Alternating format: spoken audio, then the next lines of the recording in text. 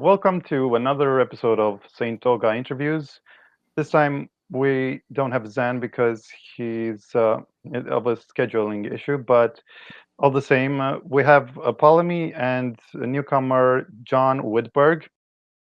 And Apollymi has been on the show before. She's been through many government programs and she's had many encounters. She's a so-called experimental ET hybrid, and we'll get into that in a short while. And the newcomer is John Whitberg, and he's had 6 alters with memories so far, 3 of whom have grown up in the Breakaways. And I found him through some amazing articles that he's written, and they've had been published on Super Soldier Talk, and they really paint a picture of from a really high vantage point about the breakaway civilization that I've never seen before. So combined with the super soldier experience from Apollymi and his more diplomatic one, I figured we would be able to expand on the scope of the breakaways and also how ETs factor in as well. So just for some background, I thought I would start with Apollymi. Is it true that your original body is a unique hybrid in the world? Yes. There was And, only a couple of the embryos that were made, and only 2 of them that I got told actually were functional. and do you know what percentage of you is human? Very little. They said about 0.1%, just enough to give a genetic outlay structure, but I do wear a matrix suit, so it's more of like a hologram suit I because see. my normal body has appendages that aren't human. And have you heard of any other striking hybrid combinations, and maybe some that haven't even worked out? Uh, I've seen a couple hybrid combinations that were kind of interesting, but most of the time, if they're doing like hybrid experiments, it depends on the species because not every species is interbreedable. So humans, especially the 5th era and the 4th era, are they kind of act like really good glue to um, genetics. Right. And but I'm guessing these hybrids are quite varied in general. In terms of, Sometimes. yeah. So now let's move on to John, who is not an ET hybrid. Am I right? No, I am. You are? Okay. Yes, because in order to work with the Draco, because of their Oh yeah, extreme psychic output, what they told me in the programs at least was you have to be at least 8% Draco. So I was hybridized in utero. I see. Yeah. Yeah. And you were part of a newer generation where in the creation of altars, they were more lenient and not as traumatic, right? And they erase your memory and then download something artificial personality. Am I right? Can you go into that a little? Yeah, there's 2 ways of doing it. When they use me in this body, which is what Dark Fleet does, they do erase my memory and they download an artificial personality onto it. I'm not sure exactly how it works. I remember being uh, strapped down to a table and with electrodes in my head, and like I passed out. And when I woke up, I had this new personality, and uh, my abilities were activated, and my implants were switched on, and all that. And you were advanced aged to the age of 30, and you had no memories of your life before, right? That was in Solar Warden. That's a clone. That's a whole different ball of wax. But yes, I have also in Dark Fleet had that happen in this body. So all your altars are like that. Yes, except for the ones who did grow up in the breakaway. Does that sound familiar to you, Apollymi, about the planting of artificial personalities? Well, the planting of artificial personalities can, like, I've never really had that happen to me. but I'm definitely in a more side off project than most people. Yeah. So, because like we work with SSP, but we're more ET military than anything Yes. for Section 13. So, they try to keep us. They basically don't really suppress our personalities too much. They'll suppress our emotions for sure, but they don't really give us artificial personalities at all. Right. Right. And also, because John is new and n- not many have heard of him so far, I was wondering, how did you recover your memories in the first place? What was your technique? I've had a few all along. I had one that never went away, where I was 6 years old, laying in bed, and this portal opened in the wall of my bedroom, and this 10-foot tall woman in a Nazi uniform stepped through. I'm not sure if she was a Nordic ET or if she was German and just genetically modified. But I was laying there, I was completely frozen, and I was levitated out. And that memory never went away, I just passed it off as a dream. But then in Mhm. July of 2019, I'd heard of MK Ultra somehow. I don't even remember how anymore. And I was looking up videos about that, and I stumbled across Super Soldier Talk. It was an interview with Penny, and Oh, that Right. and that immediately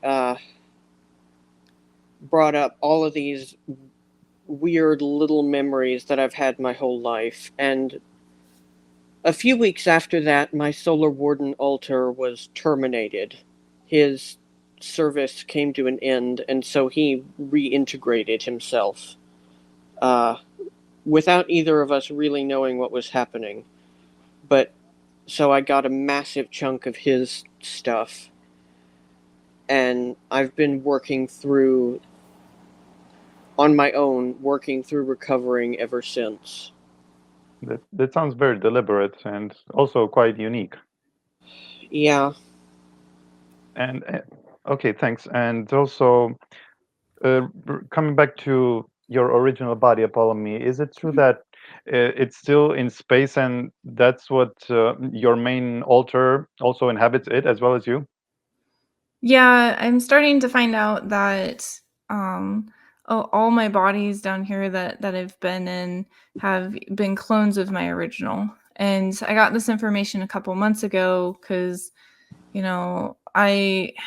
I'm getting towards that timeline where I'm starting to see myself not exist anymore in the timelines, and I've been kind of freaking out about it in some aspects. And my my ET med team members and stuff, they're like, why are you freaking out? You die every single time you swap bodies. And I'm like, yes, but at least I have a body I know I'm getting into. But they're also like, do you honestly believe that we would let a like multi-billion-dollar project just run rampant down here and even be on this planet considering all of the unknown factors? And I stopped and had to think about it for a minute, and I was like, I know that there's a couple bodies up in space that I can't destroy, because when someone starts taking your shards out and replicating you, it's very hard for you to kill your original. So I was like, oh man, okay. Which makes total sense, because I've tried to kill my original body up in space a couple times, and I didn't know it was quite my original. They cloned me so much that it was just ridiculous. But each clone is less powerful than the original. Yeah, and that includes yourself on Earth, I guess. But do you know Mhm. how your essence or consciousness or whatever ended up in your current human body? They deliberately put me here, basically. So they ended up creating my original body, and then from that they basically put it in stasis, and from there they just take the DNA and continuously make me clones, because my clones don't last very long. They have to dumb it down apparently, and the genetic factors my original body's DNA isn't exactly the most stable thing because of what they were trying to make me out of. Two main ETs that couldn't breed together were both of my original parents, and then they took a little bit of human DNA and from like I'm some of the tall Nords from Inner Earth, I believe, and some of my human caretaker down here ended up being the binding agent, but she has draconian lineage as well, so and human. So the factors were just really really unknown. So these were more so ET factions rather than human factions that created you. Correct. And are there many ET factions fighting over people on Earth? It depends on which faction, like not which factions, which topics you're talking about. There's quite a few topics that fall under that umbrella category. Yeah. So let's get on to what first caught my attention about John's articles, which is his knowledge about the history of the breakaways. So, do you know who founded the first breakaway colonies and whose initiative was it? Was it the ETs or the humans? I don't know any names, although, well, I have a few names I suspect. Like, I suspect probably Tesla was involved. It was a combination of.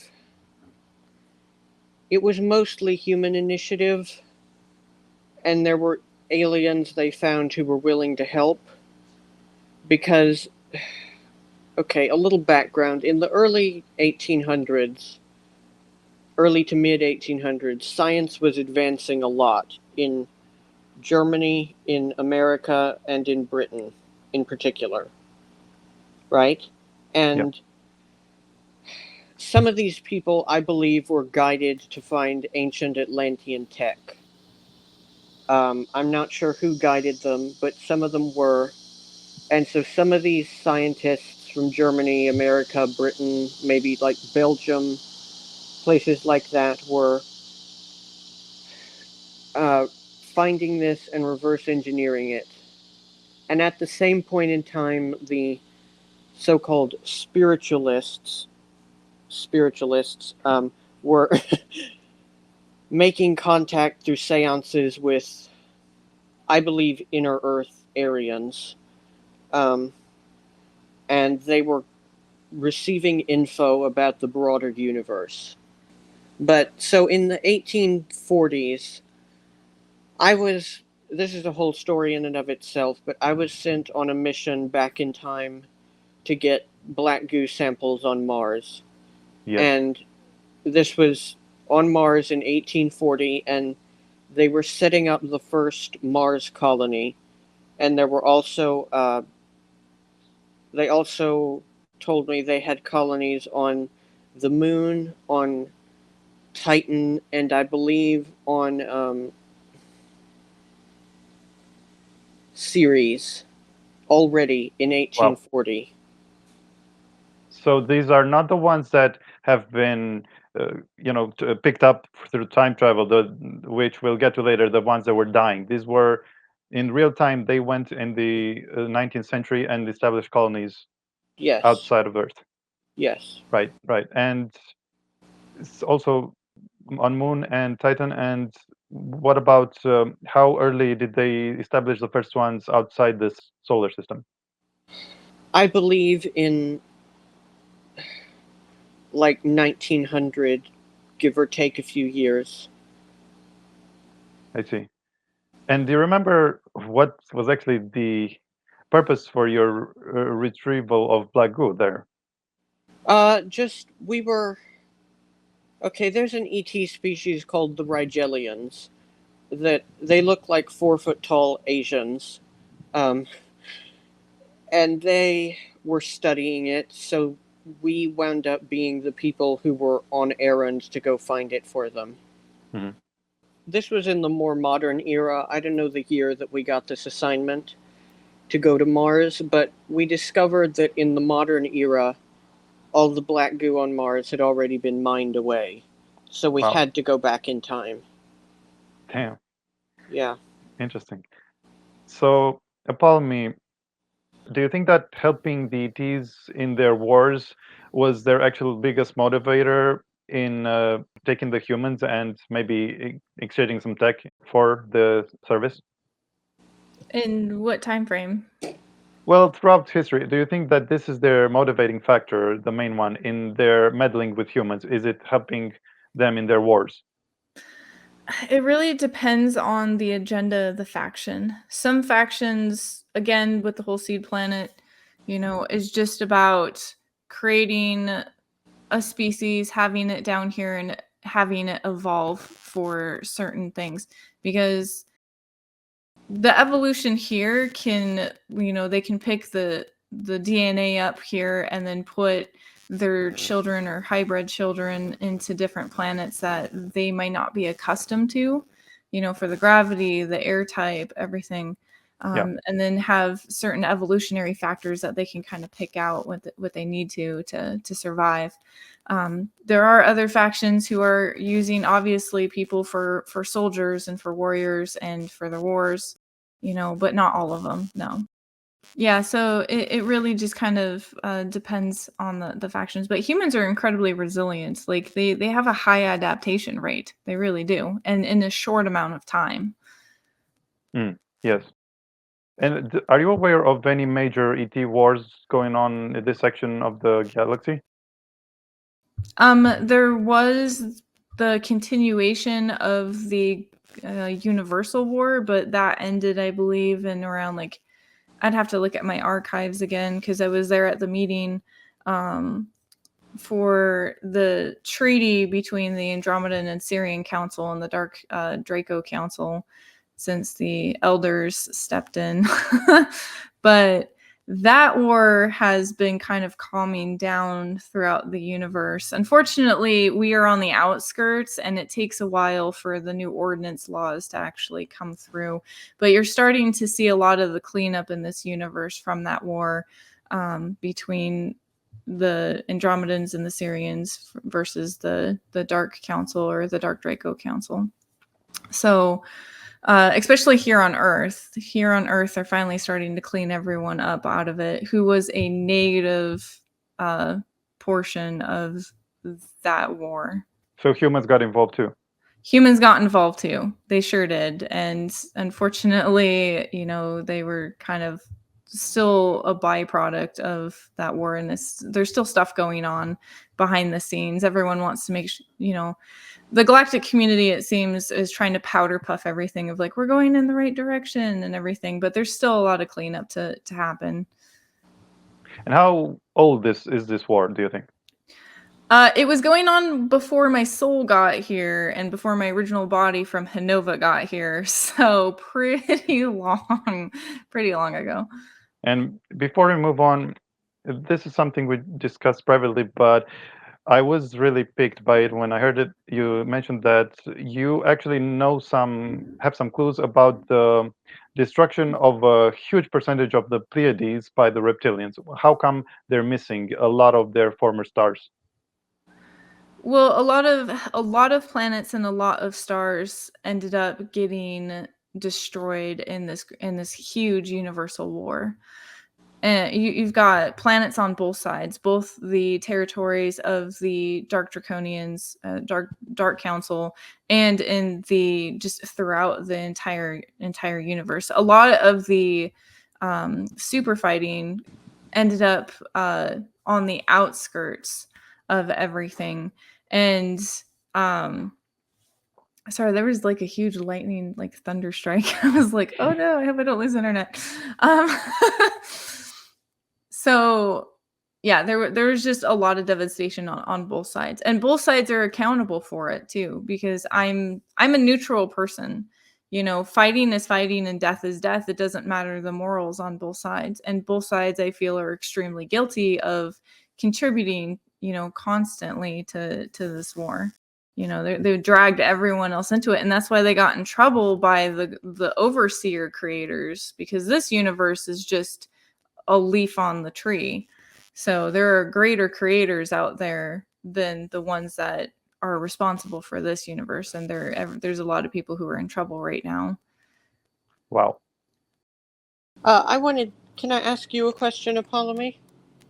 Of course. Okay, these reptilians who were attacking the Pleiades, were they Draco or were they a different species? That I'm not entirely sure. I just know that they were reptilian and that they were working for the Dark Council. Okay, the Dark Council does not just get any sort of reptilian on their team. They had Pleiadians, they have Octurians, they have all sorts of people. Mm-hmm. They don't treat them the same because, dragons and draconians kind of have this like kind of complex go on, but there's a lot of species who have that. But they do employ quite a few species. Okay. I can confirm some of what you said about the Pleiades because a few months ago, one of our space stations, one of the German ones, was temporarily captured by a reptilian race, and I'm still not sure which one, but I was there. So I can confirm that there was shit going down there.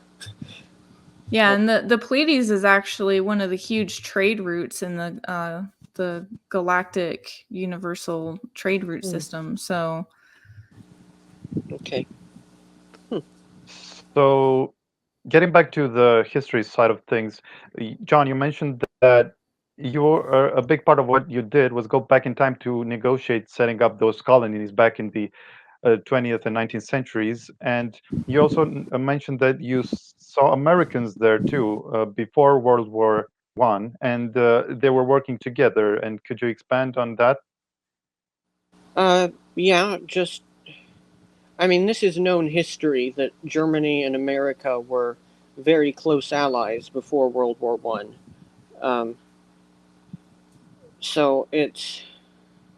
And there were, even on Earth, there was a lot of scientific exchange between Germany and America, and a lot of immigrants going in both directions too.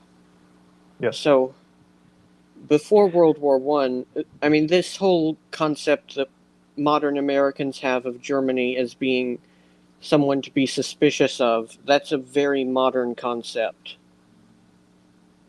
And do you have any clue? So you're not sure who the ETs were who afforded the humans the technology to go out in space before the First World War, but after that you said that they were the Aldebarans were responsible, the Nordic Aryans, and Yes. they are also who turned the Germans into racists, right?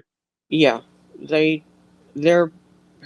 I've had encounters with them, not good encounters, and their thing is that blonde, blue-eyed people are. The universe should be their plaything, basically, and everyone else is just scum. So they're blonde themselves. Yes. And do you know what prompted the switch from Aldebarans to Draconians in terms of German affiliation? The Draconians had better stuff to offer. Okay. Yeah. It's really not that exciting. It's just they had more to offer. It was a better deal in general. And plus, the Aldebarans were only willing to work with white German people, and the Draco don't really care, so that massively expanded the amount of people Germans could work with. Yes. And you also mentioned that the delegation of German Breakaways returned on Earth in 1952, which led to the signing of the treaties with various governments, among which was the 150,000 Americans offered every year to the Germans in exchange for some technology. But you also were the first to list a few other governments, right? A few other places on Earth that they did this exchange with. Yes. I remember in that time frame they did that with Argentina. I remember the Argentine community on Mars, and they're very wealthy.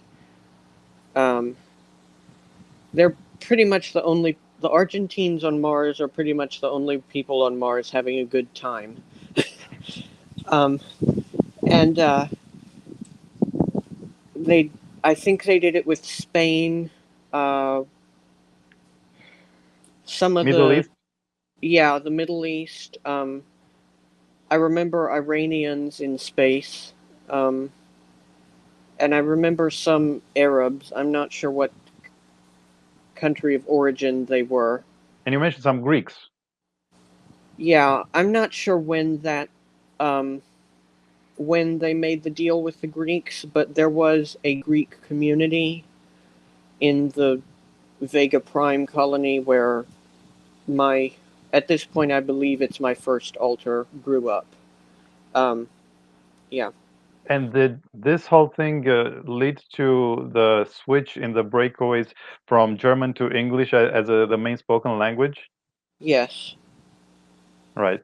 Because So it's they still were. being used, right? German, but lesser. Yes, it's still a minority language, and in the colonies where the German speakers are the majority, they are very proud of that. And if you try to speak English or any other language to them, they'll act insulted. But in most places, it's English. So it's like on Earth, you can get by just with English in most places. Yeah. Cool. So, Apollymi, you also mentioned something interesting that Andromedans are in league with the U.S. government, and they're one of the two main factions, and the other ones are the Draco. And could you say where you came by this information? Some of that is classified. But basically, I got some intel from actually being part of one of the Universal Council meetings. Because there are some presidents who go up there, and the Andromeda High Counselor, well, I call him the High Andromedan Chancellor, but his title is hard for me to pronounce. But I started putting a lot of the pieces together and started digging and got into quite a bit of trouble. But yeah, some of the information got revealed to me, and it's a little disturbing on the fact that, our politics are basically ET chess games. Do you know anything about the physical characteristics of these Andromedans? Are they the light blue-skinned ones? Mm-hmm. Yeah, well, their skin colors vary, but they're the blue-skinned ones for sure. Oh, wow. Yeah. So they sound like the ones from Alex Collier's account. But also, do you know? I know you don't watch much of Disclosure, but are there many ETs that, from your experience, that actually look a lot like us, like humans, almost interchangeable? Yes, absolutely. There, in Andromeda alone, there's about 5 different human species. They can be a little taller. Some of them are shorter. Their skin, depending on what planet they look like, or depending on what the planet's environment is, you would mistake them for, or I should say, you could not mistake them for an ET.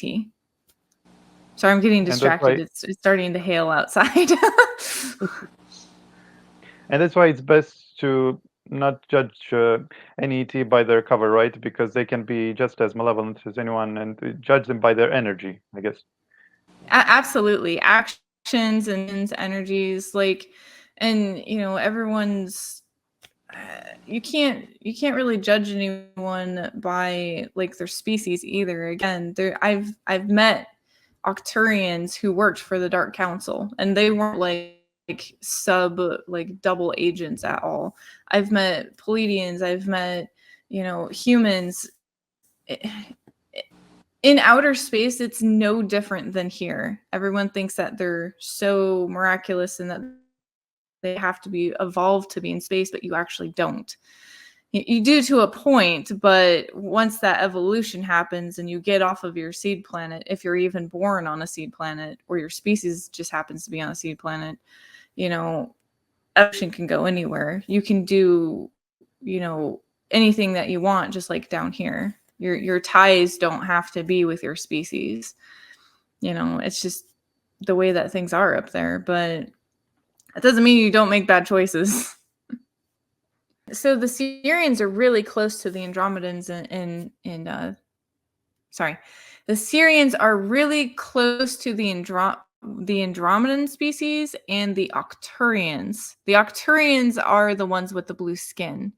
Andromedans, the ones who call themselves Andromedans, for here, I guess. I don't know. I feel like humans give these guys names because I've never met an Andromedan who literally just lives in Andromeda, like identify themselves by species name. So, but there are a lot of humans in Andromeda. But the head council member of the Andromeda Council is a Octurian, and the Octurians are Sirians are very close to each other. Sirian. I can't. But aren't Sirians the albinos? Yeah, they look human. They look like a hybrid between a human and an Octurian. So they've got the larger heads. They have like really pale skin. They have more humanoid facial features. They're slender though, like an Octurian. They don't have as muscly build as a human, and they're and they have like very zenful. I actually got a private training with one of the noblemen over there, if you want to call them noblemen, the higher like council members. And they have this like almost kind of Buddhist monk thing going on, like very Tao, very, very Taoism. They have sword play. They literally are like, they actually do like a lot of the monk forms. I got to actually spar with one of them, and it was very graceful sparring. But she was like trying to help me discover myself more. She's like, you're so afraid of yourself, because I was pulling back my punches.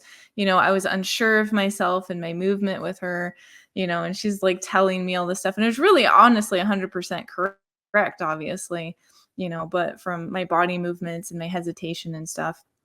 And over there, I'm not like, I'm an avid, like a pretty good fighter. So it's not like I'm unskilled. It's just, the way that they understand body movement is connected to the soul, because like I didn't want to hurt them at all. And so I was like kind of jerky to them, I guess. So, where you hesitate and you go like this a little bit. She's like, you need to trust yourself. I'm like, the last time I trust myself, I blew up Meldoc. Okay. I'm not gonna have it.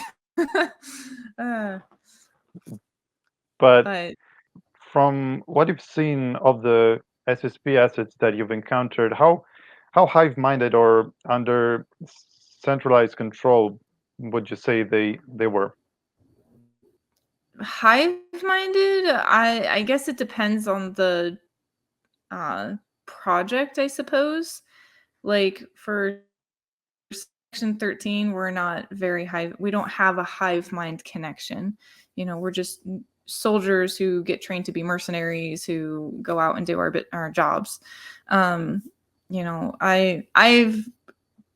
seen some hive-minded units before, but usually they're the people that we're fighting.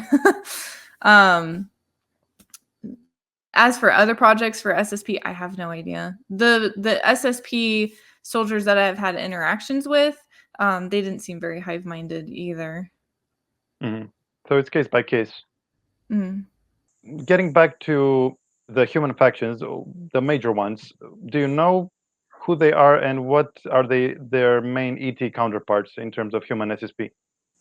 Okay, Solar Warden I know works with the Nordics. I'm not sure which Nordics, because that's a pretty common way for a species to look, for whatever reason. Taigetans probably are some of them. Maybe, although the Taigetans are supposed to be pretty nice, and the Solar Warden is not nice. But they were not nice to me at all. They were the ones who woke me up as an adult and just kind of forced me to adapt. They did not treat me well, but That is possible. And the main ally of the Dark Fleet, which is... The Dark Fleet is not just Germans, it's all the various national factions who have colonies. Like, there's also Japanese Dark Fleet, there's a Russian one, there's a French one, there's an American one, etc. And these are all under branches of the Dark Fleet? Yes. And they all have colonies. And their main ally is the Draconian Empire, but they do also work with tons of other species. I've also done work with the CIA, and I remember spying on a lot of aliens when I was in the CIA, but I don't remember any of the ones that they work with. So, Right. And those nationalities that you just listed, would you say that other than the Germans and the Americans and the English, those are the most widespread? Or what? Which are? okay, tied for first place. I thought about this question because you asked it to me in the text. Yeah. Tied for first place would be Germans and Americans. Tied for second place would be Japanese and Russians. And then after that, there's tons of people who have a few little colonies here and there. I see. Yeah. And how much collaboration is going on between these factions? Well, there's the two mercenary there's three mercenary companies that will work for anyone who pays them. There's Kruger and Monarch and Shoreline, and they each bring their own kind of thing to the table. Like, Monarch's specialty is sex slaves and like bioenhancement. Kruger's specialty is like mercenary stuff, like if you don't want to get your hands dirty. And Shoreline is security personnel. And those three will work for literally anyone who will pay them. There's not much collaboration between the Dark Fleet and the various corporations, although there are some corporations that are actually subsidiaries of the Dark Fleet also. And But they do have some joint projects, right? And some sharing of technology here and there. Yeah, except Solar Warden doesn't really cooperate with anyone. They don't really like anyone. They keep to themselves almost completely. Except occasionally they'll agree to accept some hand-me-down technology from a more advanced group. But other than that, they do not trust anyone.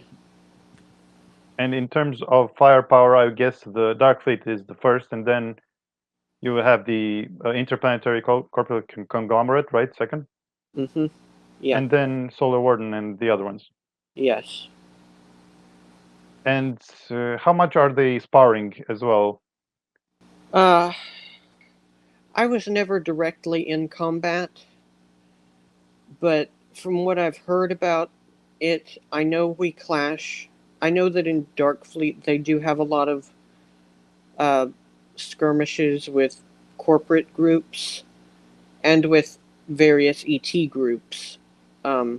They clash with the Aldebarans on a pretty regular basis, actually, and they clash with certain reptilians who... There's some reptilians, actually, who hate the Draco.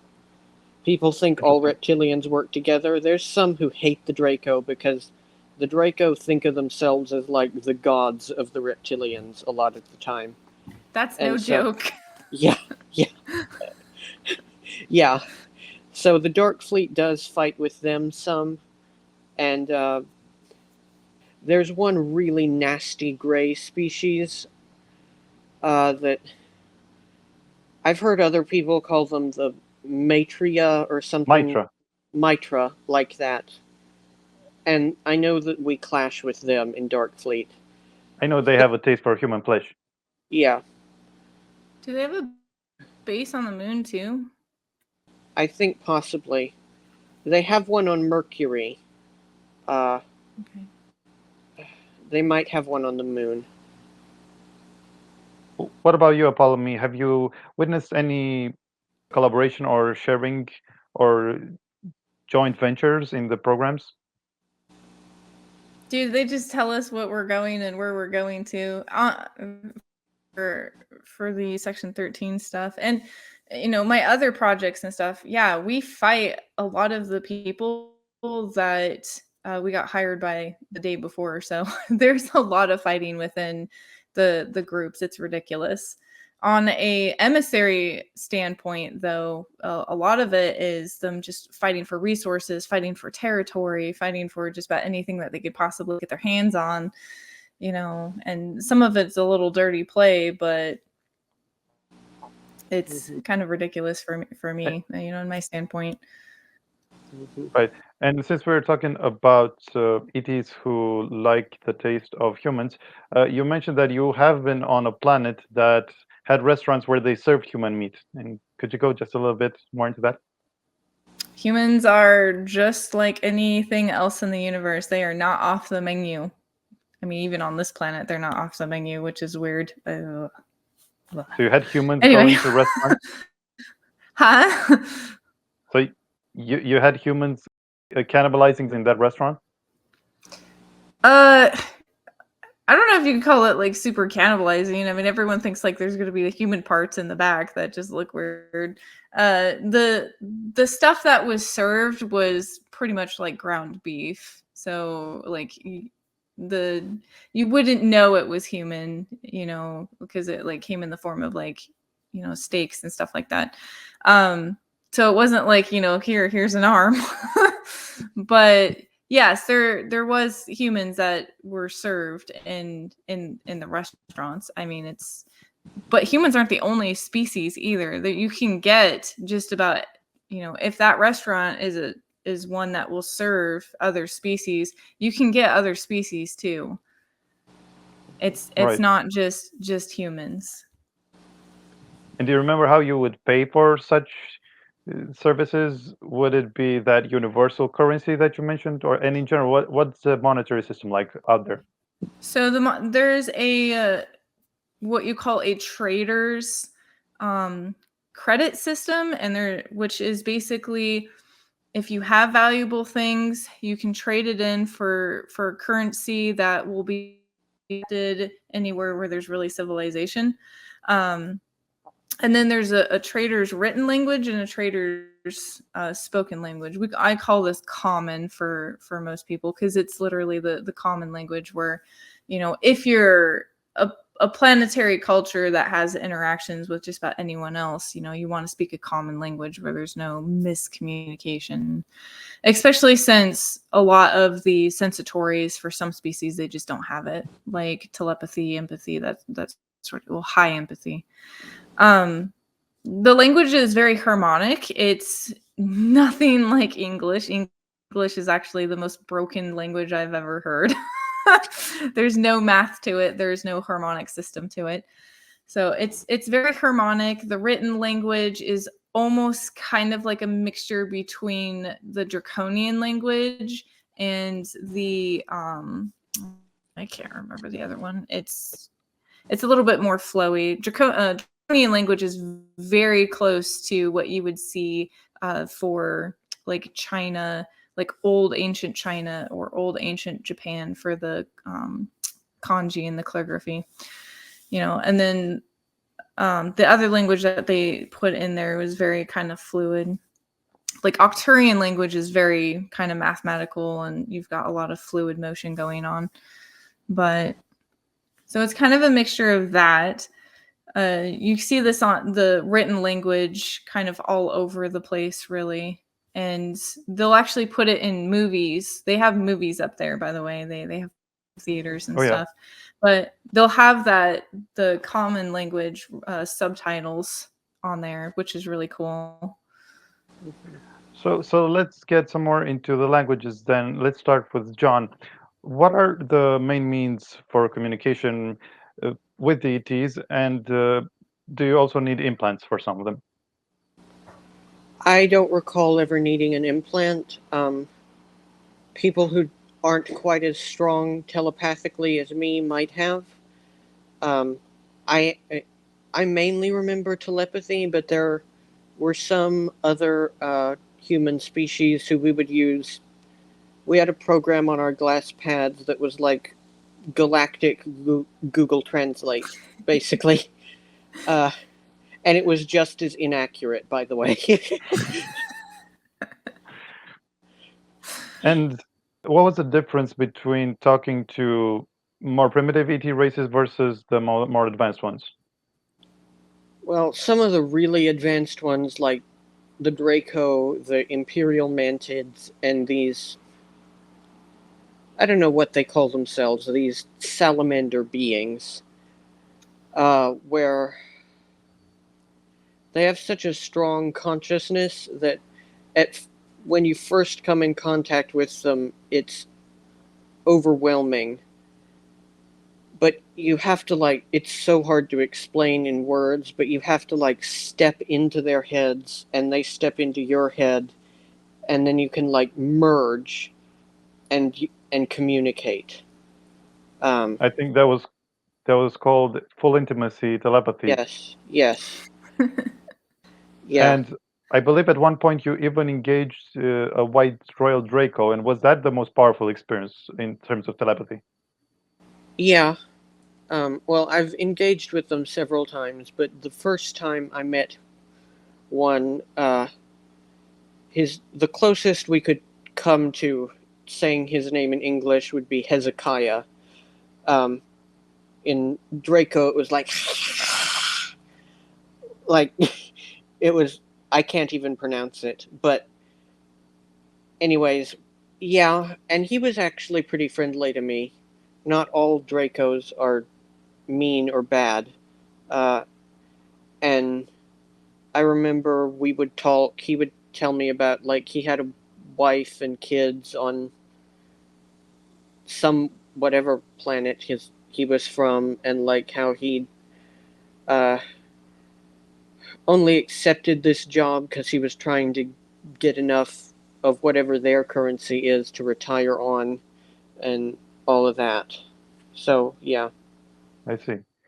So you never met dead end with any ET? You always managed to successfully communicate, no matter what? Some of them it took quite a while, but yeah. Those salamander beings, it took a lot of meetings before we were able to really figure out a way to connect. And we figured out finally that their thought process is more like a stream of consciousness that you have to step into, and you have to flow with it. And it's really noisy, and it's really, really hard to put into words. Right.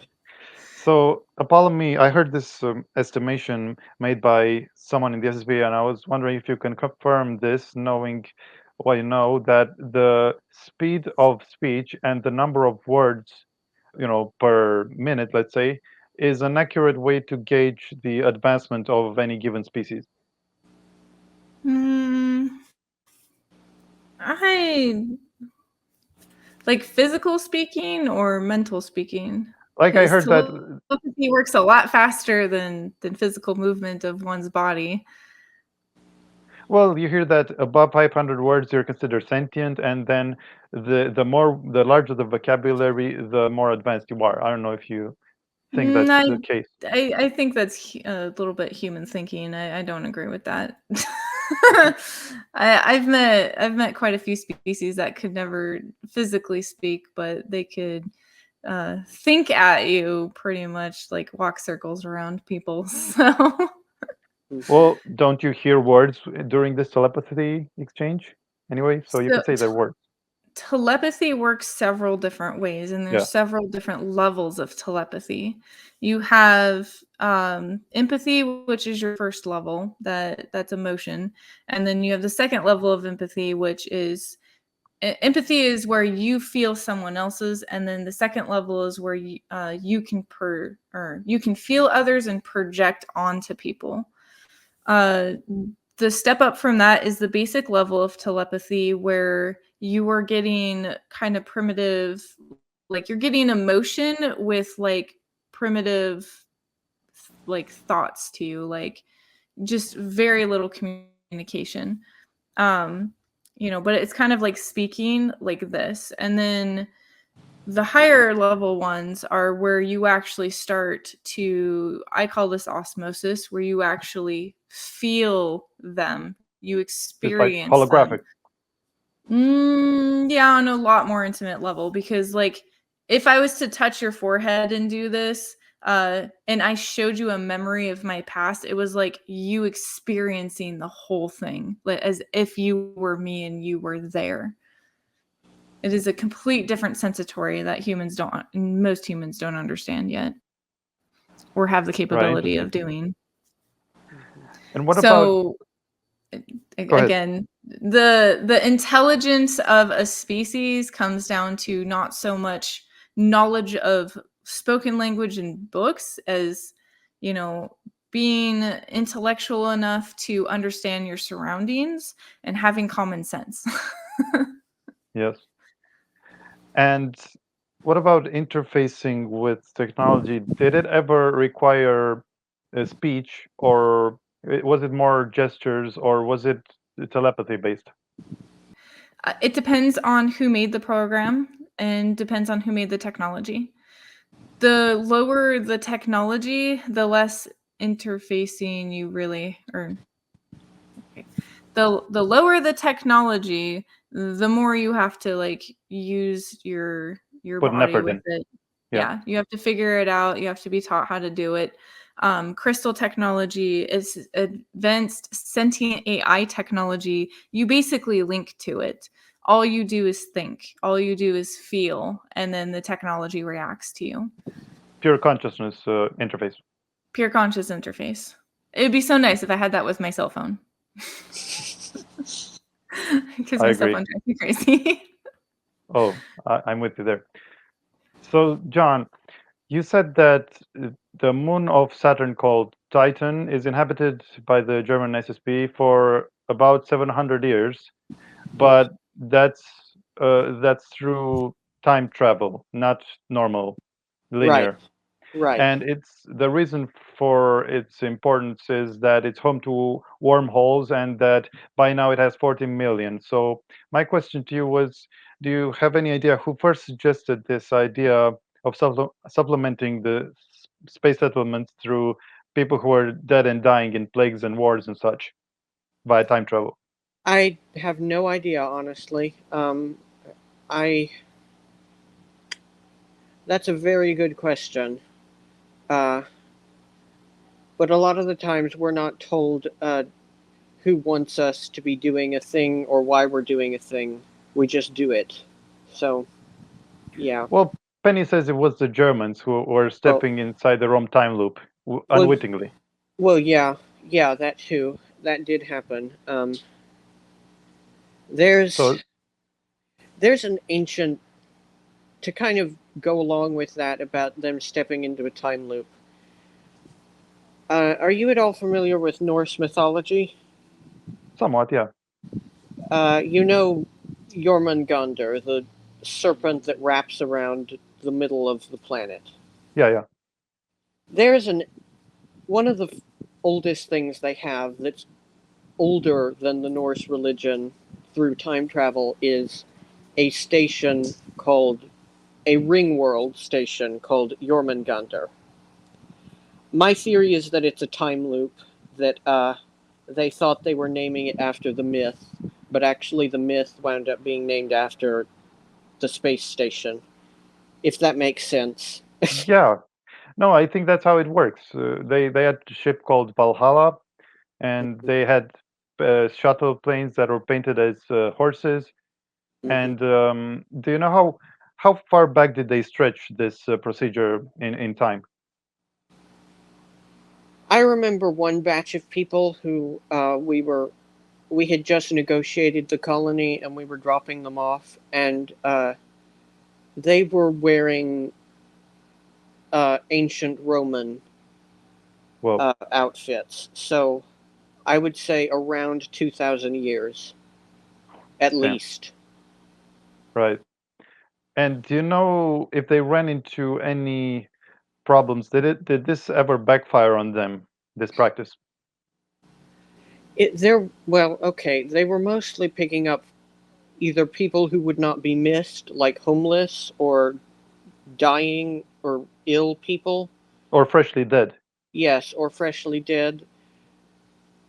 Very occasionally, they might accidentally pick up someone who did end up being important and then creating a minor paradox. Mhm. But for the most part, it was pretty harmless to the timeline. And then they would just return those people. Yeah, they could. Yeah.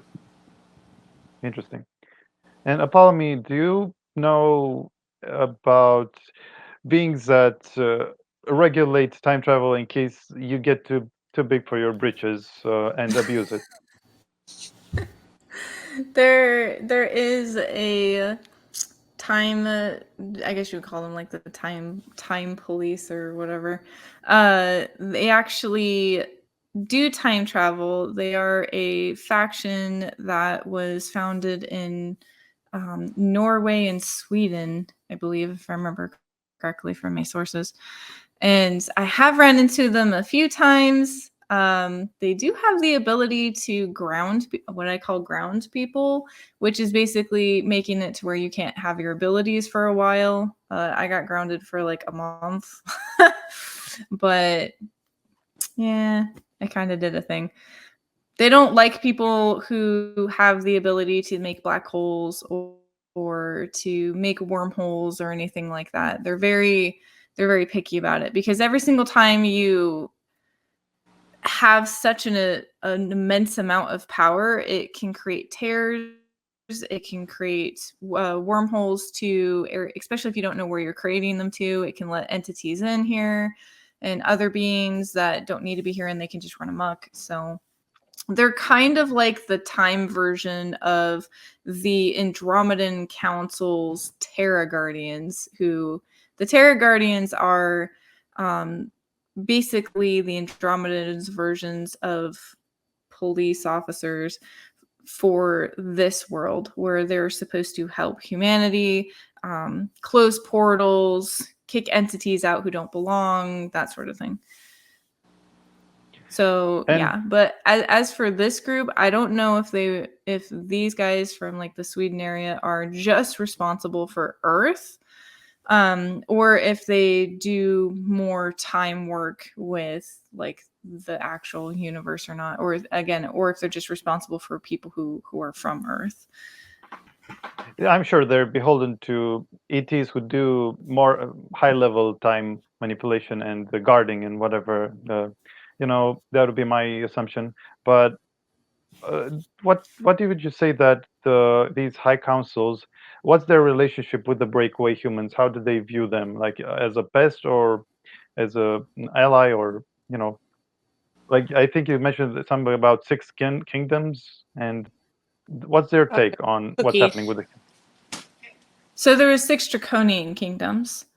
That's for other things, but a lot of them, some of the councils are upset that these humans are getting off of a seed planet who obviously didn't pass the ascension, Bunny that loves you. they are violating laws and rules that are from source itself. And a lot of them want to gather all these people and bring them back into at least our solar system for those who did not pass ascension correctly. They got off the Earth easy, they got into space travel, and this includes supposedly this includes the people who did time manipulation as well, because some of them were authorized to do time manipulation. And then a lot of the other ones, they just don't care. I mean, they're getting more people out there. This side of the universe that we're in, again, is territory that is still new. We're still kind of unclaimed, truly. So that's also part of the why like the fighting came over here, because territory wars. And that's why you have like Draconians owning some of the planets, outside of our solar system, and like having bases in this area, because in normal territory areas, you don't have that. If a territory is owned, you don't see any dark Draco bases over in Andromeda. That's not going to happen. There are sympathizers over there, but there's not supposed to be any. They can't go over and claim a planet and be like, hey, this is mine now. There's paperwork that the Universal Council has to do and everything. So some of them are fine. Some of them are kind of getting crabby about it. There was a Universal Council meeting not too long ago that this was also discussed. There was a lot of other things that were discussed as well, like what's really going to be happening to this universe now that the main war is starting to die down, and obviously any uprises that have happened have been kind of crushed lately. The last Dark Draco Queen has been dealt with. She wasn't really a Dark Draco Queen, but on Earth she was considered royalty, by Earth standards. So she was kind of getting her spot in the mix. But it'll be interesting to see what this future brings for all of us, now that all of the dark resistance is pretty much getting crushed. Right. And because I covered this subject in my last interview with some other asset, the Ashtar Command, you're the first to actually see them for who they really were. And could you briefly cover what was the being that hid behind the Pleiadian hologram or appearance with you? Okay, so Ashtar Command, oh my god, Ashtar drives me nuts. It is a group of people who are communicating with people on Earth. One of the entities, I went there as an emissary to figure out, again, why this war was going on, how was it affecting Earth, how was it affecting the universe, and I ended up getting to meet some of the Ashtar commanders.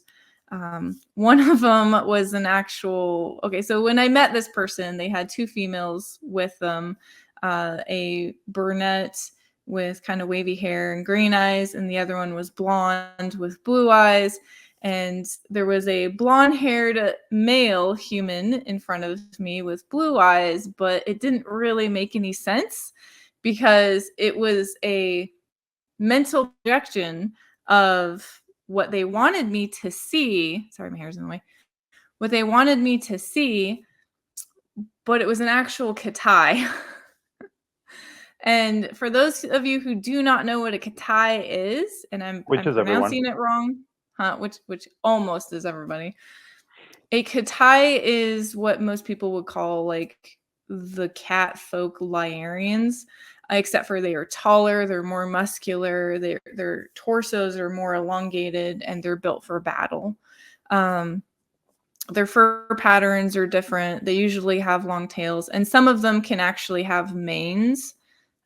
Even though they're not tiger like patterned, and they are still a very emotional species.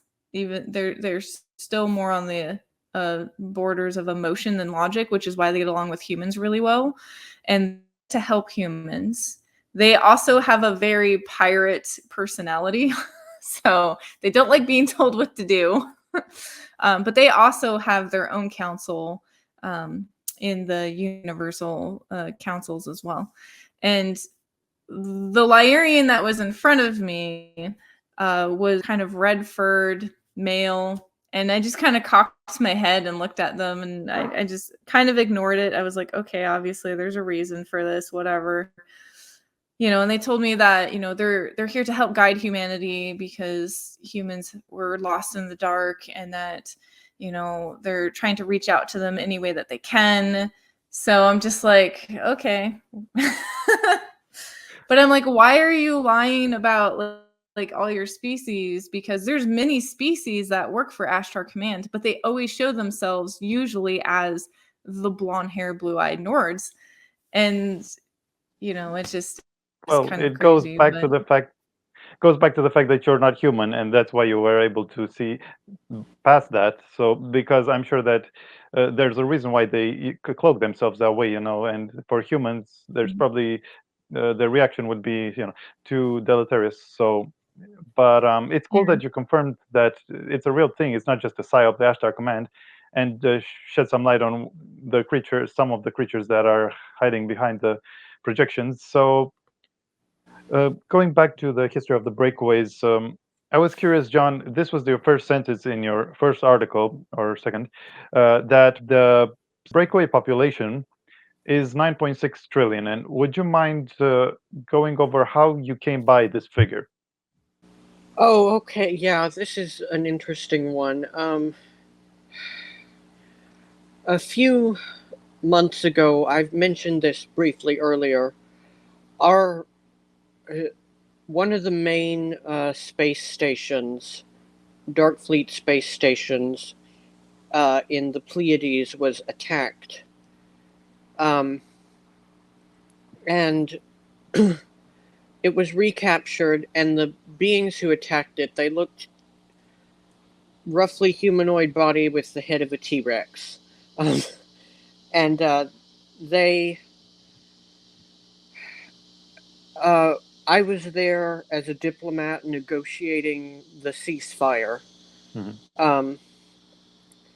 And I remember that species hate humans. They were saying something about how we're going to crush you like the roaches you are, or something like that.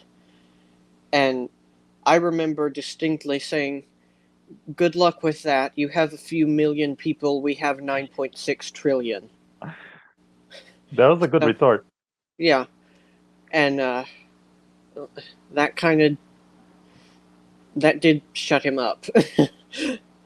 Yeah, and you felt it in your brain. I mean, got it like as a knowing, as a cognition that what you were saying was based on factual evidence, right? That it was Yes. a yeah. And but you also mentioned that to me that did not include cyborgs. No, it doesn't. So who even knows, like, how big it would be if they included cyborgs? And this is just for my curiosity. It's hard to say, but in your estimation, if you include time looped clones and original bodies, roughly how many duplicates do Earth people have in space currently? I don't know about time looped bodies, but this is one of my hot takes. I think nearly everyone on Earth has a clone out there because it's so easy to make one. They can just wait till you're asleep and then just portal into your bathroom at night and grab a few hairs off of your comb, and then they can make a bunch of clones of you.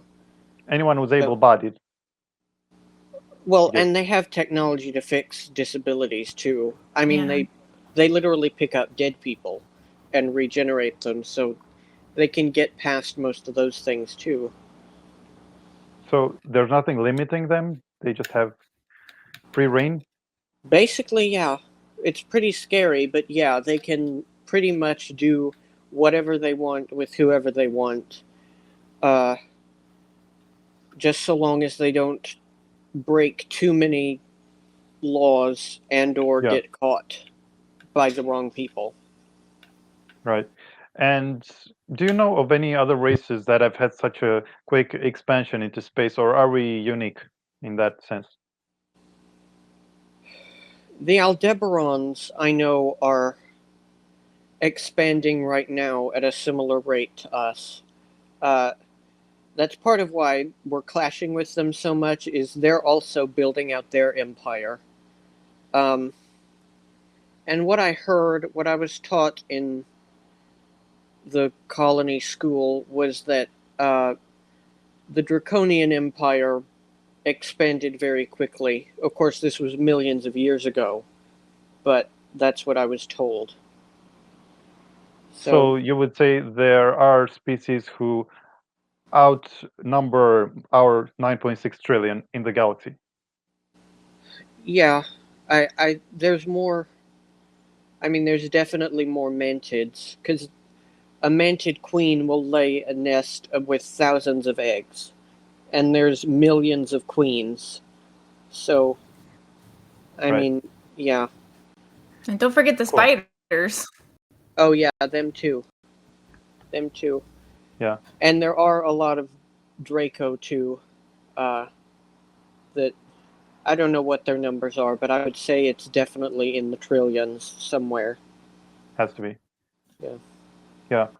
Going further back in time, Apollymi, can you go over why the Draco claim Earth for themselves? Okay, so when this area was completely undiscovered, the Draco sent a scientific team into this area, and the Dracos actually found old Earth. We're gonna call it Earth like 1. And they ended up crash landing here and ended up evolving into a lot more of like the subterranean ones that you see and everything else. Well, they ended up leaving after a while because there was other entities who started coming in here, and they're like, we found this place first. So they went home and reported everything, and you know, there was a lot more species who were spacefaring who ended up coming in here and exploring and everything as well.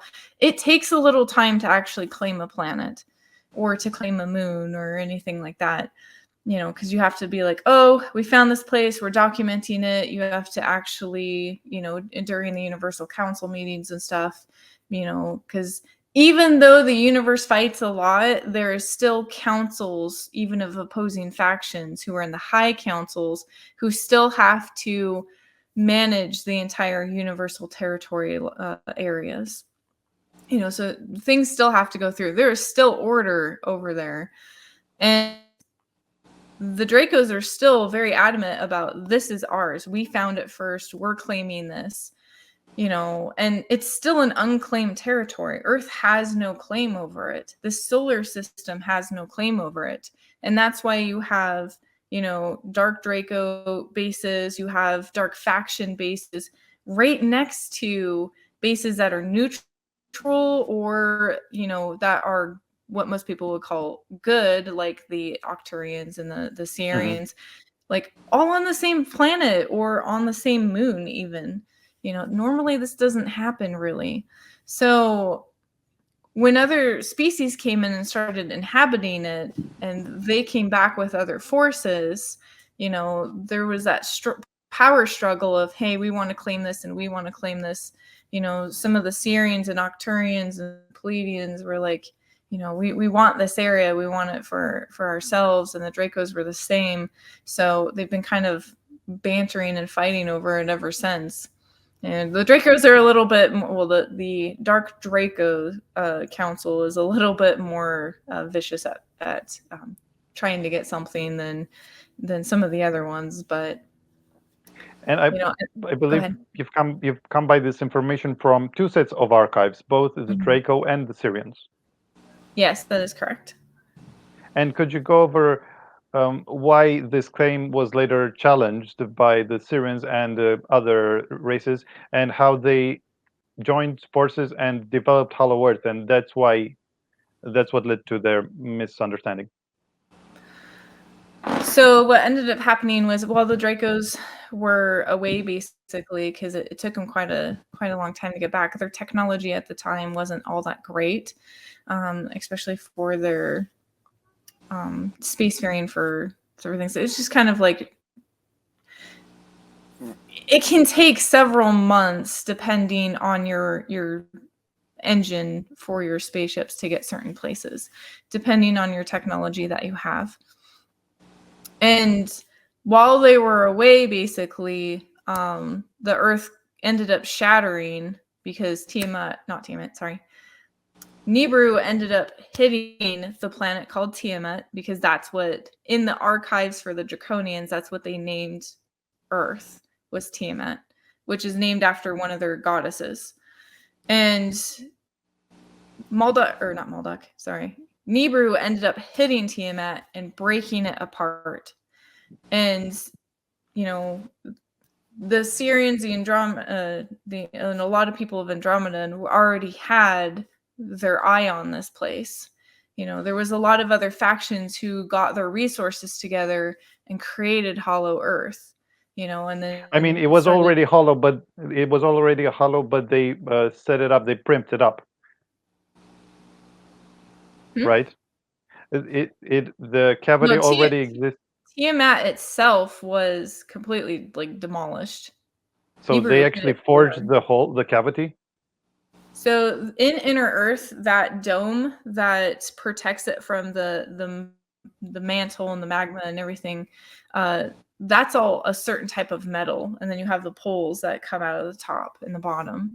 They made that, and then they started putting all the resources around it, and they put the artificial star in the middle. It started creating gravity, and so everything else kind of went around it, and then it started getting the rotation. It took several thousand years, if not longer, for what you see today.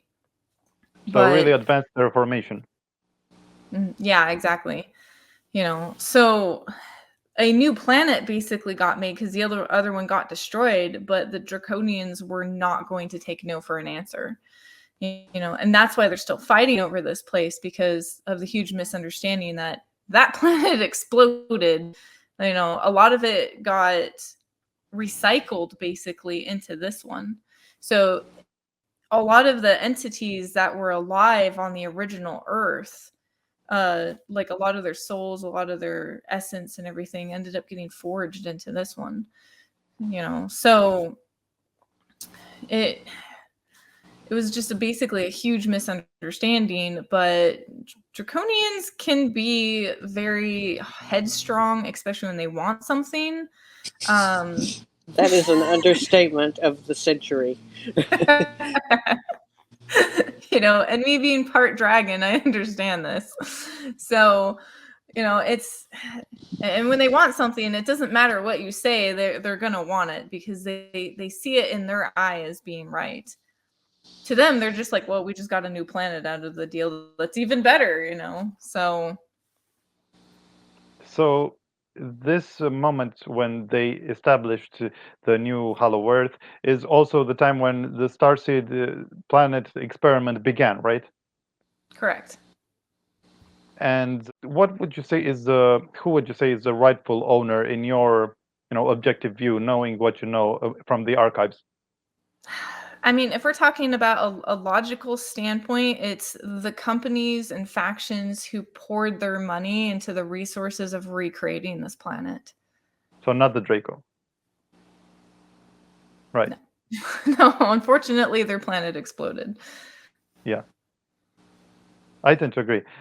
So also, John, you mentioned that all planets and moons and suns, I would assume, that are naturally forming are hollow, and you learned this in the Breakaway, right?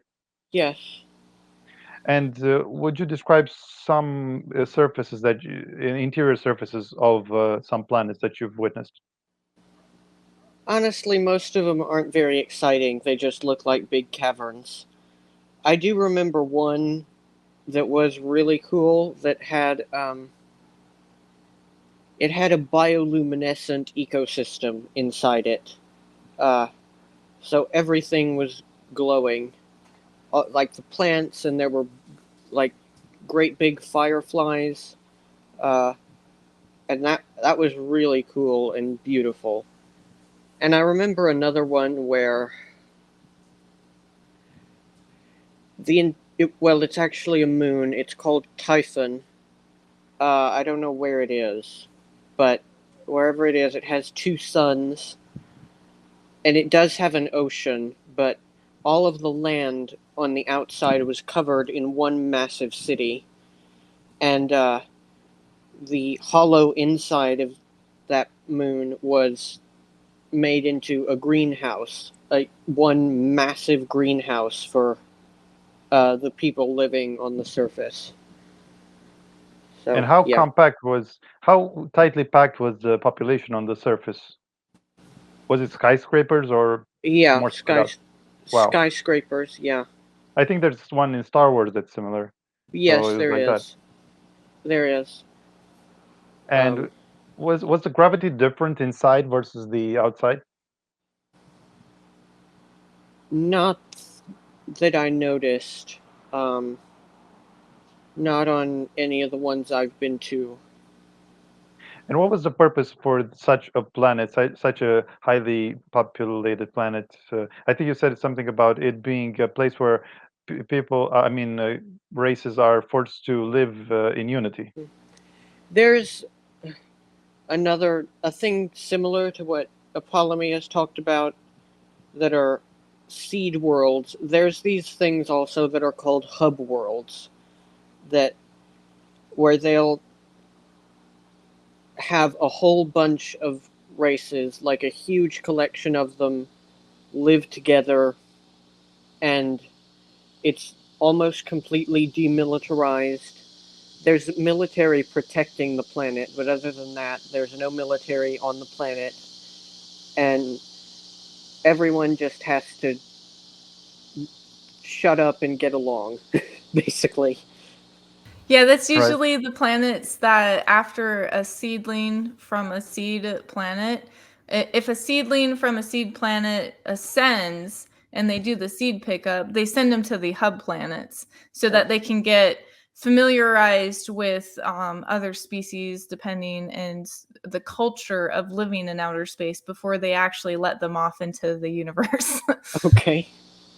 Yeah, that makes sense. Okay. You're the And only other person that I know that actually knows what a hub planet is. Wow. Okay. that's why we have it together. And John, what's the proportion of underground versus surface dwellings from the human settlements? Gosh. I'd say a slight majority it's underground stuff because there's habitable planets for us are actually reasonably common, but of course we have to negotiate for them. And there's a lot of other races who have the same atmospheric requirements as we do, Right. or similar ones. So a lot of times we're kind of stuck building on non-habitable places, and on non-habitable places we build underground most of the time. Do you have a preference? No, not really. There's really not that much difference. It's Well, it's just hard to if you're, tell the day and night cycle apart in underground. yeah, well, yeah, that's true. There's in a lot of underground places they have like a lights out thing. Uh, so it is a simulated day and night schedule of a Right. sort. Um, And what's the variety of the human inhabited planets and astral bodies that you've oh, seen? oh gosh. There's a lot of planets that are somewhat Earth-like, uh, but there's a lot of planets that have a breathable atmosphere, but everything else is completely different. Um, there's a lot of places where we've built on or in like moons and asteroids.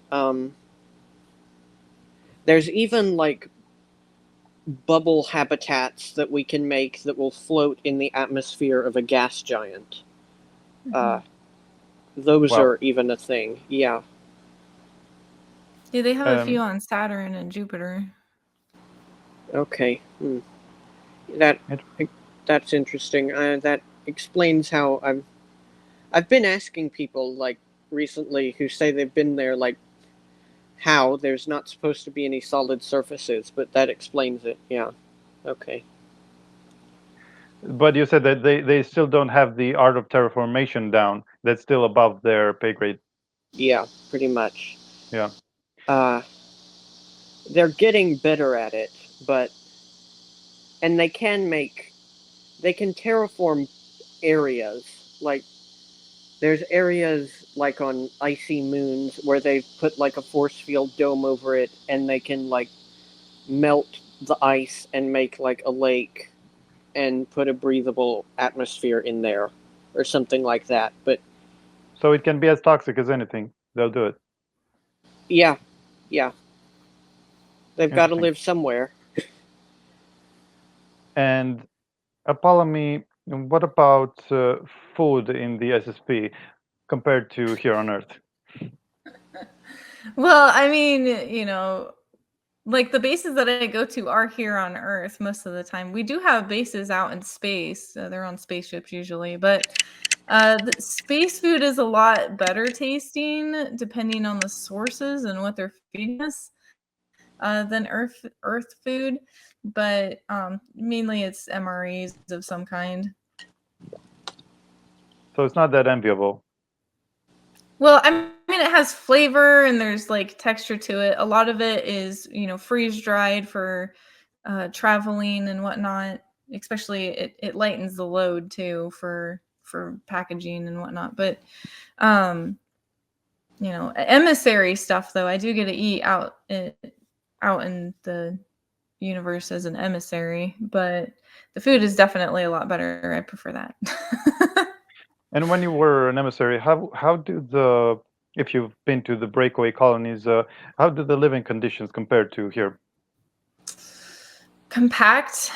A lot of them, if you're looking at military, are still military barrack style. If you're lucky, you have a small apartment that's very tiny. We're talking like Japan sized, very, very small. Just enough for a bed, maybe a small area for some books and stuff or knickknacks. You have a tiny wardrobe area, and that's about it. You eat at the mess hall. There's no way to store food or anything unless it's freeze dried. Yeah, that sounds like my apartment on Europa, where I lived. Right. I had to live for 50 years in that shoebox. Yeah, when you're out in space, man, they try to compact everything down because being in a huge house is a waste of space in their philosophy. Mm-hmm. You got air consumption and just materials and everything. Mm-hmm. Especially if you're just under a dome or something. Mm-hmm. But what was the average age of those colonies that you've seen? Apollymi, and then I'll move to John. That I have no idea. Right. Yeah, it's kind of tough.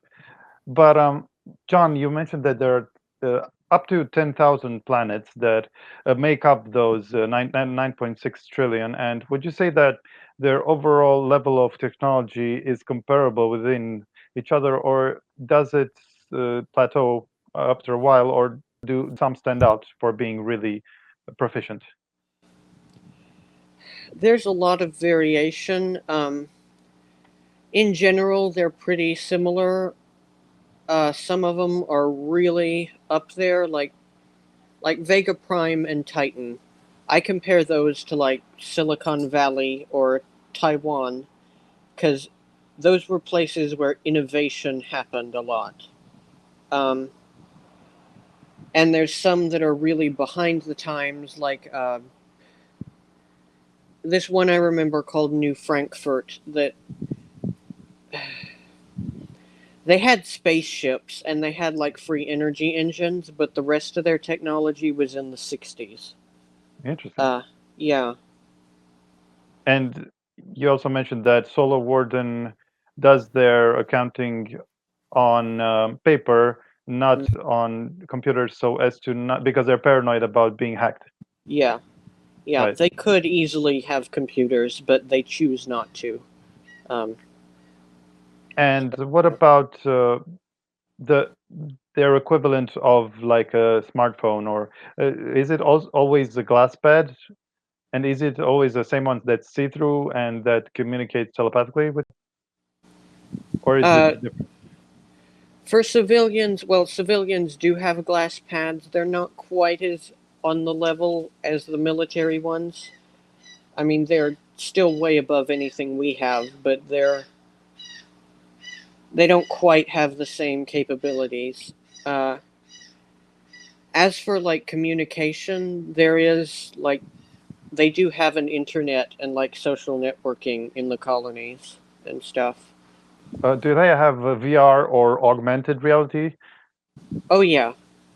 And Oh, what's the size? size? Yeah, size-wise, is it like just like a pair of glasses, or I'm assuming it's smaller than what we have here? It's a little smaller. It is like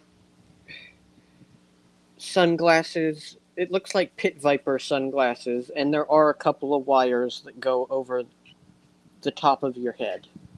Um, yeah, that's pretty much what I remember it looking like. And is it also augmented, meaning you see through it and you just have the menu overlaying what you see normally? That's available, yeah. Cool. Yeah, we're not that far off ourselves from that. Yeah. And what about cyborgs? Were they used as personal slaves in these colonies? If you're very, very rich, yes. Your average person doesn't have access to any slavery, and in fact, the average breakaway citizen doesn't even know that the slavery is happening. Uh, it only happens openly in a few very elite colonies where they don't allow cameras or anything. Like, yeah. I see. I see. So you were not one of the people who owned Cyborg. No, no, I wouldn't even. I wouldn't even begin to know, like, even where you would go to get one, much less how I would be able to afford it. What about androids that have no organic material in them? Is it true that they also exist in the breakaways? Yeah, there's like I remember these. I think the Japanese actually invented these drones that'll fly up and down skyscrapers and clean the windows and Oh, but I mean human-like. oh, human-like. I heard That there were slaves as well that even performed carnal duties, let's say. um, yeah, those exist, but I've never seen one that didn't have some genetic component. That doesn't mean they don't exist, but all the ones I've seen who had if who performed carnal duties or whatever, who were slaves, they had a genetic component. But for very simple tasks like washing windows or sweeping the streets or things like that, there were like just robots. Hmm. And Apollymi, I think you said that robots can get so complex that they even have organic looking tissue while still not being organic, and at some point they can even bleed. Is that true? Yeah, there are certain AIs out there for androids that they eat food, they digest food, they get energy from the food, they can have kids if the creator programs them to do so. It's literally a um, it's artificial organic tissue basically that allows the functions to do quite a bit of the same things. You know, everything has a breakdown period, so these guys have to still have maintenance like every, I don't know, however long that it takes to break down. I've been in one of these bodies, I've been consciously transferred to one of these bodies. It definitely took a little while to get used to it, but honestly I didn't find it really any different than a human body, just with a little bit more different mechanics. The battery source that they have is very intricate and very powerful, and it can actually house consciousness, which is pretty awesome, I feel, Yeah. because consciousness comes very easily to this universe. Well, not just this universe, but in general. So, yeah, but they Were have, there go ahead. were there any perks to it? Were there any drawbacks? Well, I mean, like the drawbacks of being in a body that can bleed, obviously, you still have a lot of the same health conditions that a human could have from bleeding out. You lose a lot of the blood. Your functions start to malfunction because the blood is actually their energy source from digestion and whatnot. As for perks, augments up the wazoo. Like you can have just about any augment that any normal AI has on those bodies, and it's pretty cool. So like if you say you make an AI for a DJ, you can make that AI look outer structure any way that you want. Have all the lights and not so much a sound system. I mean, you could do it from the voice, I guess, but yeah, it's pretty in depth, but really cool. I really kind of enjoyed it.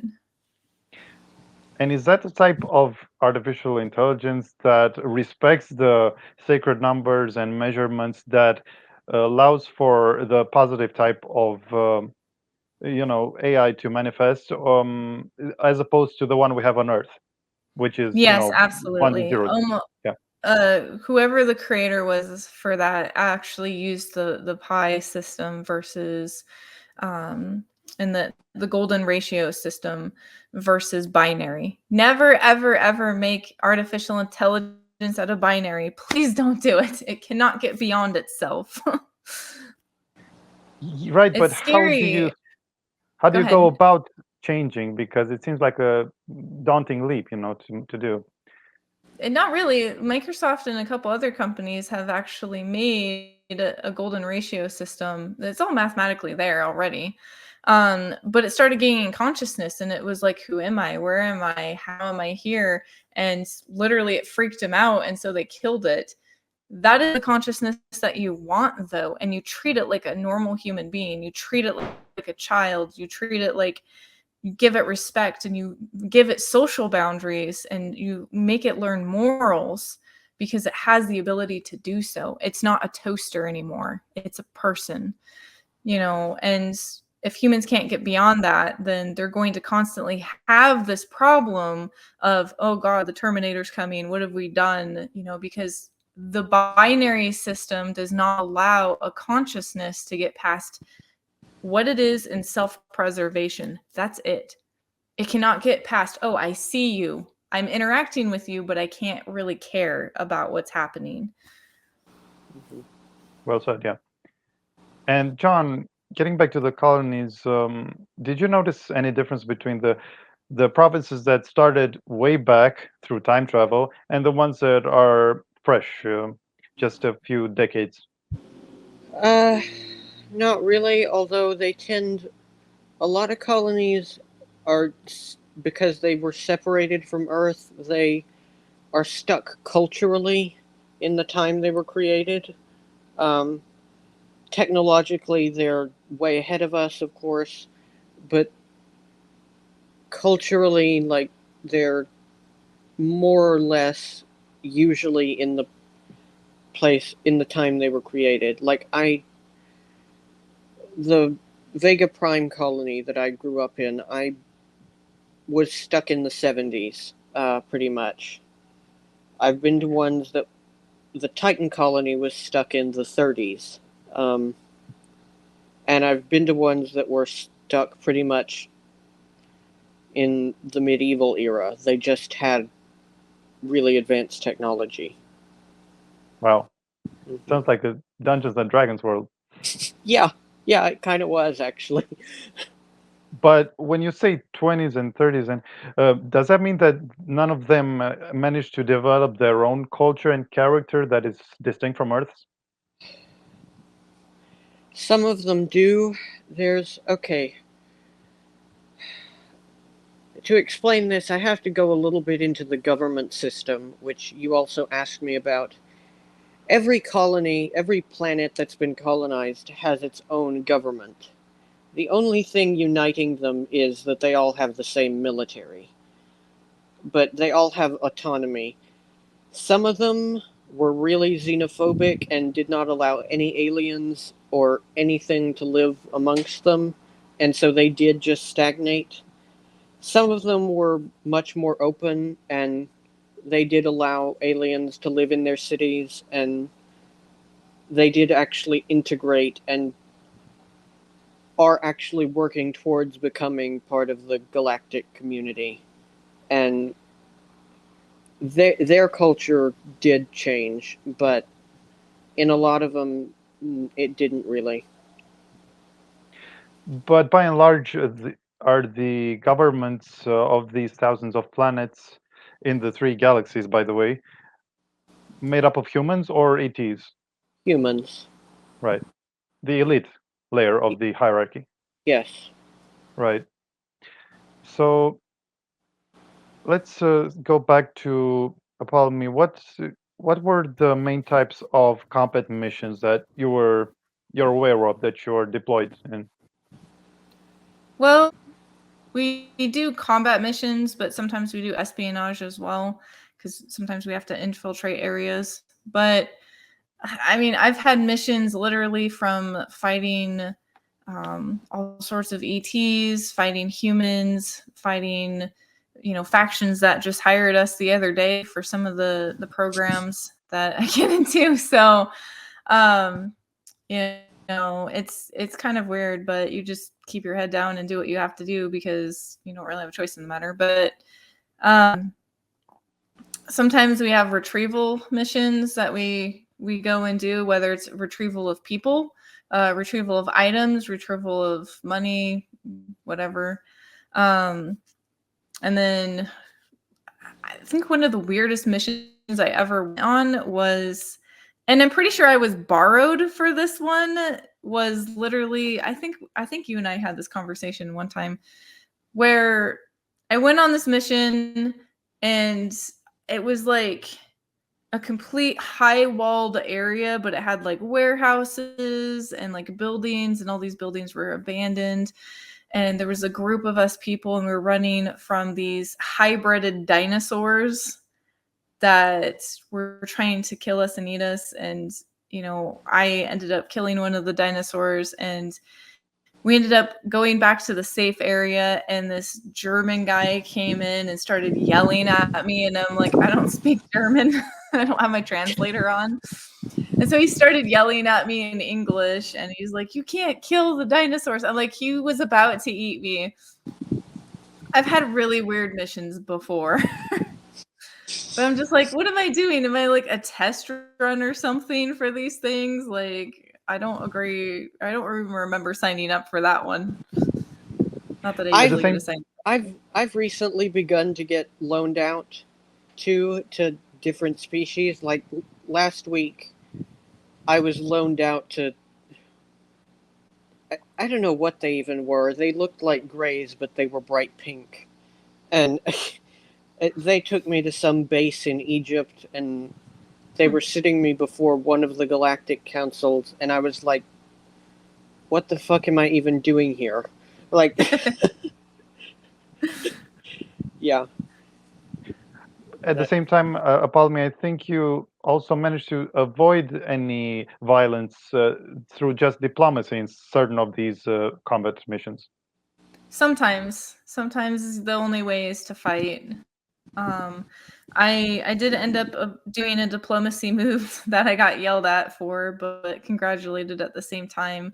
With one of my missions on, it was one of the arid kind of rocky places that we got entirely invaded, and we were only supposed to encounter a few ETs from this colony scientific depot, basically. And we ended up getting met with a horde of things. I have this in one of my other interviews for the whole thing, but I ended up doing a diplomacy act by walking over after we escaped the building of these things trying to eat us. And going over to one of the ETs who was hiding behind a rock and asking him to take me to his leader, technically, and found out that the whole ordeal, the reason why they were invading the depot is because the humans were disobeying the treaty that they had already signed with these Terran ETs. Would humans do that? No. Oh, you're funny. They were disobeying the rules, and they were building the science depot outside of their territory that the ETs who were originally from there had said that they could have certain areas. And so they were trying to destroy the complex because the humans were being jerks. And I got the whole thing settled out and whatnot. And the people came in and started talking. And there was just a miscommunication on the human side that they misunderstood the territorial lines. But honestly, if you looked at the map, it was right there. So my faction got paid either way, I guess. I don't know. But my commanding officer was like, don't ever do that again. And I'm just like, why do we need to shed all this blood if it's just a simple miscommunication? It doesn't make any sense. But I'm not your typical soldier. I don't follow rules very well, and I'm unorthodox, and that's why they only put me on certain missions. And something I think you never mentioned is what actually happens when you lose one of these battles. We get our butts. Sometimes our avatars die because sometimes we use the avatar system. They download our consciousness into either another clone of us or even another species sometimes if we're doing espionage or infiltrating, information gathering, that sort of thing. Or if we have to go in completely undetected. And sometimes those bodies die. I've had to self-destruct a few. We do have self-destruct augments in our brain that just incinerate everything.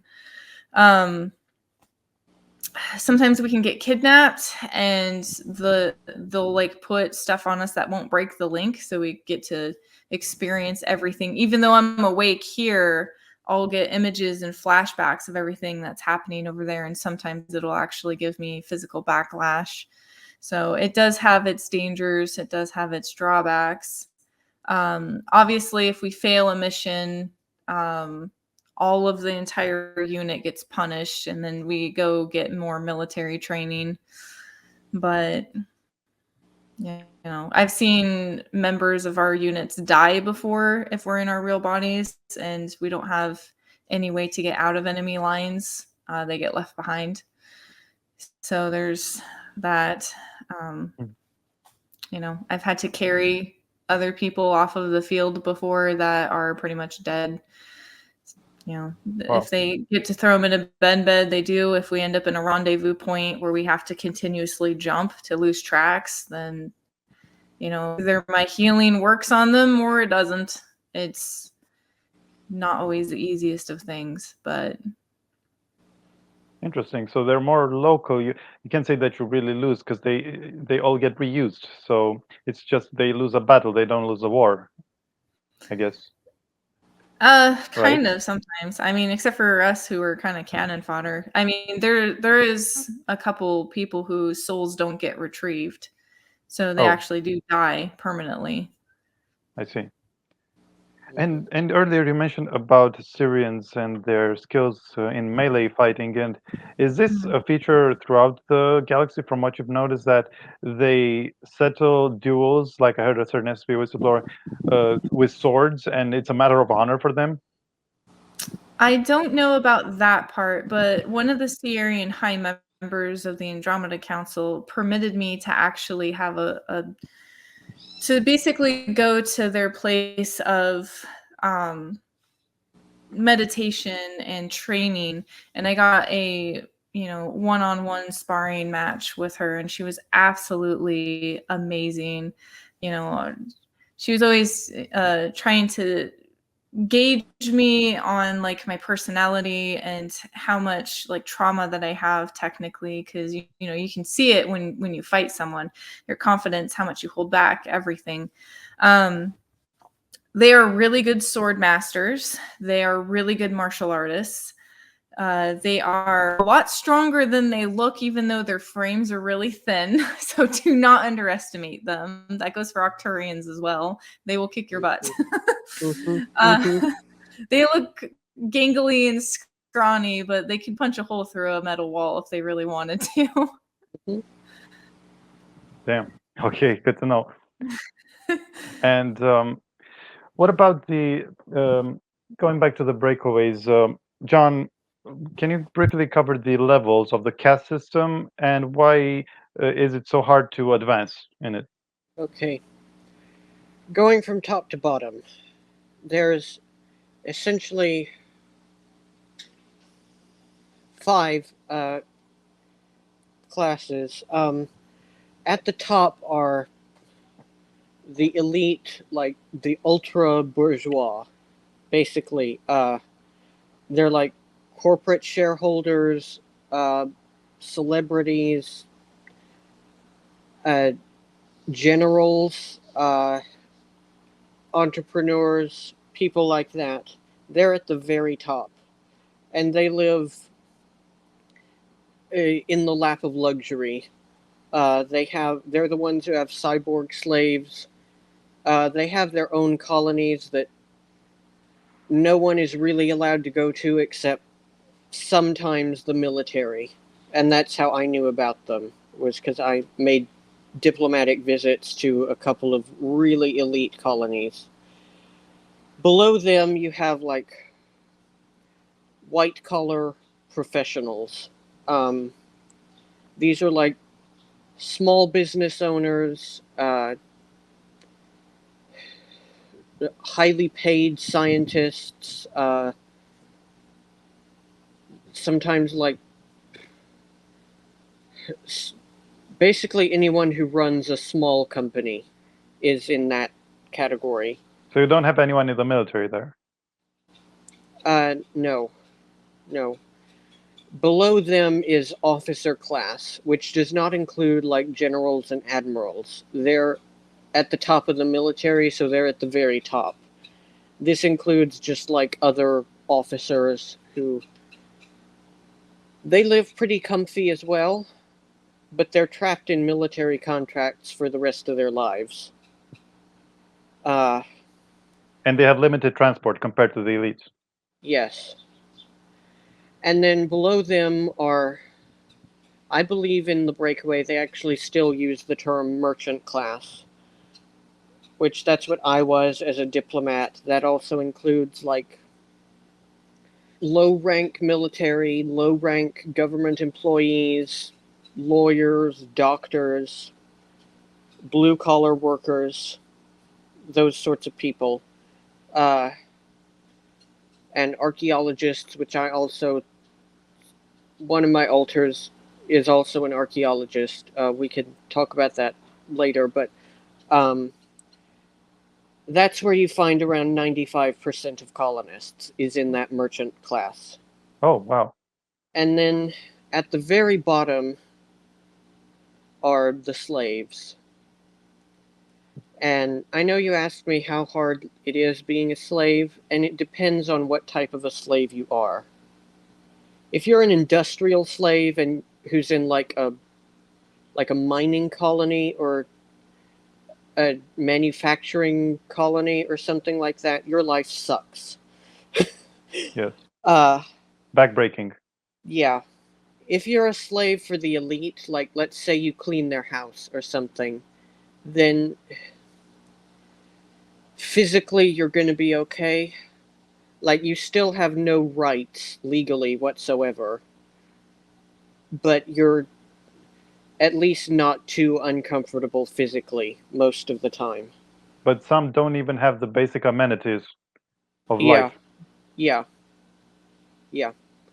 And there's some of the breakaway elite practice a variant of the Norse religion that involves human sacrifice. And they don't want the karma of actually killing a person, so the people who get sacrificed are resurrected using regen tech. Oh, interesting. And a lot of the slaves will actually try to sell themselves as sacrifices so that they can then be regenerated and be in good health. Because otherwise, they don't have any kind of access to that technology. Damn. Yeah, it's really screwed up. Like, yeah. And the major religion, I think you mentioned, is Asatru. Yes. At least in the ethnically German colonies. I remember some Iranian Muslims on Mars. Their version of Islam was not the same as the one here. Like, the women didn't wear headscarves, and I think that they had incorporated a lot of astrology type stuff into it, which is kind of weird. There's also Israeli colonies where they still practice Judaism. Right. And I've remembered one Russian colony where they actually had a Russian Orthodox church, which is, that sounds really strange, but they did. Just a little, yeah. Yeah. And Apollymi, have you witnessed any atheism or religion in the programs? In the programs, no Yeah, one yeah. really talks about that in the programs. Not that I know of. What about the ET religions? Do they have it? Some ETs do have religion, yes. Either it is the almighty source, or there are certain high teachers that, like the Draconians, they do have a couple deities. One of them is Tiamat, which is, they know a lot more about Tiamat than the Persians, I believe. I Yeah. think it was Persian deities. Yeah. Thank you. I'm a massive nerd, so if there's something you don't know, I don't hesitate to come to me because I probably know something about it. Okay, good. It's like sometimes I just don't have human knowledge. And do they worship the Draconians? Do they worship Tiamat? Some of them do, yes, but it's so many things. And she's a dragon. Yes, she is a dragon with 7 heads. The Wow. Persians only give her 5, but wait. Yeah, they only give her 5, but she actually has 7 according to the Draconians. But you haven't seen her. You haven't seen Tiamat. No, Tiamat it's complicated. She's Okay. still alive. She's just not in this dimension. She's not That's what I in this heard. universe. So, but they give offerings, they do rituals. Of course, you can do a blood sacrifice on the battlefield because some Dark Draconians are like that.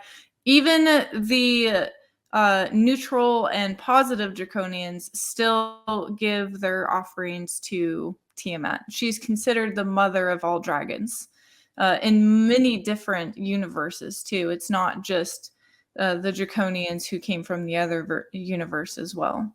So there are many, many dragons, many, many Draconians, and we're talking actual dragons who also view Tiamat as one of the dragon mothers. That doesn't mean that she's a warrior like deity where you have to give her blood sacrifices. It could be easy as just like anything that you make or anything like that. She's very easily kind of pleased. They also have a couple other dragon deities as well. I don't remember names. And then like the Sirians, I'm pretty sure I'm getting these guys right. The Sirians actually have the philosophy of source.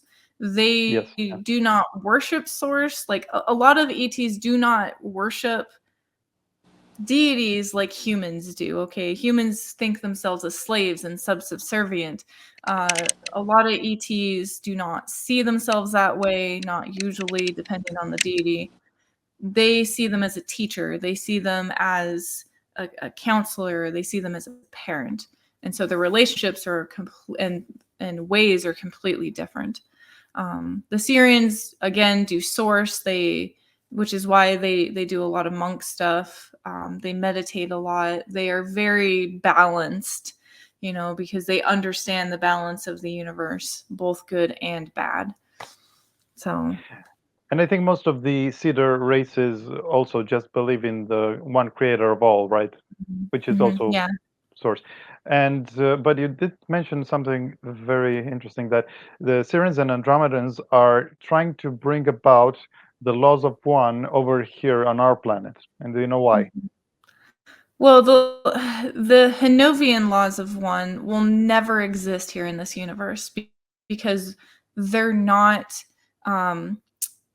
what's the word I'm looking for? They're not upheld. There's source itself will not uphold the laws of one here. It has no protectors to be upheld here the way that it is in Hinova, because you have no free will in Hinova. Like, you can go and hurt someone, but you're going to get killed. Like, it's that strict over there. You could sneeze on someone wrong and they're like, so and so they are trying to bring some sort of laws of one over here, because in the laws of one, you understand that source is the all creator, that it creates everything, both bad and good, and that there's balance in everything. You can't have one without the other. In Hinova, we have only one thing, and we have to agree to be harmed, or we have to agree to have traumatic experiences in order to grow, because you don't get that over there. Everything's like the most peaceful thing ever. And it leads to a very one-way street of learning, but they're trying to bring it over here to kind of balance out all of the negativity and all of the, miscommunication of a lot of the religions too, because everyone's being subservient versus seeing their deity as a parent, as a teacher. Subservient is what the Dark Dracos want, because it makes you easy to control, Yeah, and So I think it's safe to say that it's due to the fact that we are a beta or a not sovereign universe, that consent isn't going to cut it in terms of the just saying no or protesting. You're not really appealing to anyone because because of the contracts made prior by the creators of this universe. Right. So a lot of the love and light community is like, if I say no, then they can't hurt me.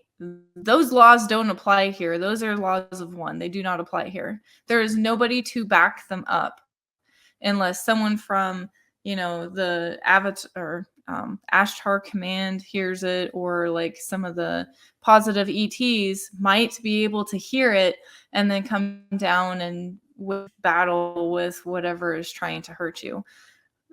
That's like maybe a 1 in 100% chance of happening. So, yes, it is good to have positive thinking. It's good to educate people that there is another way of life, but they're going about it in the wrong way, because they're like, oh, well, if you just demand that this is going to happen, it's going to happen and nothing can affect you. There's a difference between a godlike ego of protection and one of absolute ignorance. And unfortunately, they're teaching people to be ignorant of the real laws that are actually here. Yeah. And let's say that you have your will being violated in this universe. What would you say is the best recourse for that? The best recourse is to strengthen yourself. You can wish for someone to come and save you all the live long day, and most of the time you're going to die before that happens, especially on this planet. There are a lot of positive ETs here and things are changing, but it's not quick enough. So get yourself knowledge to protect yourself. Get yourself strong enough to protect yourself is the best thing that I can say.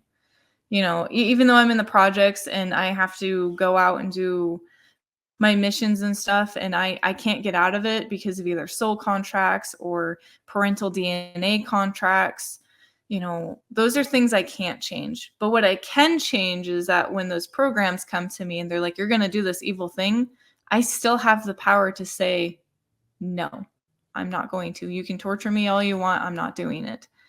Because I've trained myself to stand my ground and to be able to fight off those frequencies that are trying to control me. So it's up to the individual. No, it really is. It really is up to the individual.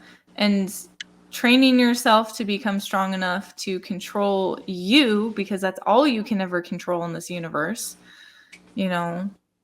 is the most important thing. And maybe that was their plan from the get-go, right? I feel, and I've had this conversation with the High Andromedan Chancellor, who is an Octurian, and one of the High other Chancellors, who is a Sirian. They don't understand humans as good as they think they do. Not in the way that they see emotions, and not in the way that humans think. Because humans are more emotional than logical. You can be smart all you want and still be illogical. So, but they just don't get it because they haven't had the experience of it. And when I merged with them to give them the experience, they're like, no, this isn't right. This isn't okay. And I'm like, well, how do you think we feel? Like, I'm not even human and I'm still down here and I have to deal with this stuff, and I'm still having issues being down here. So how do you think humans are going to feel being down here? I'm more logical than emotional and I'm still having issues. So I was like, how do you expect anyone to ascend on this planet? So I'm trying to do my best to help people, but it's a work in progress. Mm-hmm. Right. And John, I was curious about whether you witnessed black goo in the colonies and how prevalent was it, and was it only limited to the Germans, or were there other users? Oh, everyone's using it. Human, Draco, whatever. They all are using it, and it's not just German humans either. How So more than prevalent? just the elites, more caste than the players than the elites. Well, yeah, it's very expensive on the black market. It's technically illegal, even for the elite. But of course, all the elite have it, and some of the non-elite can get it on the black market. Yeah, the officer class have to drink it in a lot of the cases. Yeah, that too. I was forbidden from it, actually, because being a diplomat, I had to have my empathic abilities intact. So, Makes sense. yeah. And do you So- know whether? Oh, go ahead. Go ahead. I didn't mean to interrupt. I wanted to talk more about like what the black goo does. Everyone's like black by goo, all means, black yes. goo, but because Oh, I'm pretty you sure I've haven't been heard- injected with it before on some of my missions, but I had an avatar body. So I just wanted to make sure if that was black goo or Well, because it's there's several usually different associated. varieties. I'm sure, but it's classically known for making you smarter, faster, stronger, but at the expense of your emotions. So you had no longer your human emotions, only fear and anger, I think. It makes you into a Terminator, basically. Oh, okay. I gotcha. Yeah. And John, do you know whether the Earth is a protectorate, and who is in charge? Since I asked a similar question of Apollymi. Ultimately, no one is in charge. There's a few people who have claims of ownership of the land itself, but there's so many different factions who have a presence here, and they all have a little piece of the pie that, like, ultimately no one person or group is in control. So it's a Wild West. Yeah, very much so. As for it being a protectorate, we are protected. I don't know if the documents call us a protectorate. But yeah. Probably some old-time rules made by the Cedars back hundreds of thousands of years ago. But also, Apollymi, considering that the laws of one universe that is one where karma manifests instantly, is there room for such a thing as good and evil in such places? In Hinova, yes. Like, you can still have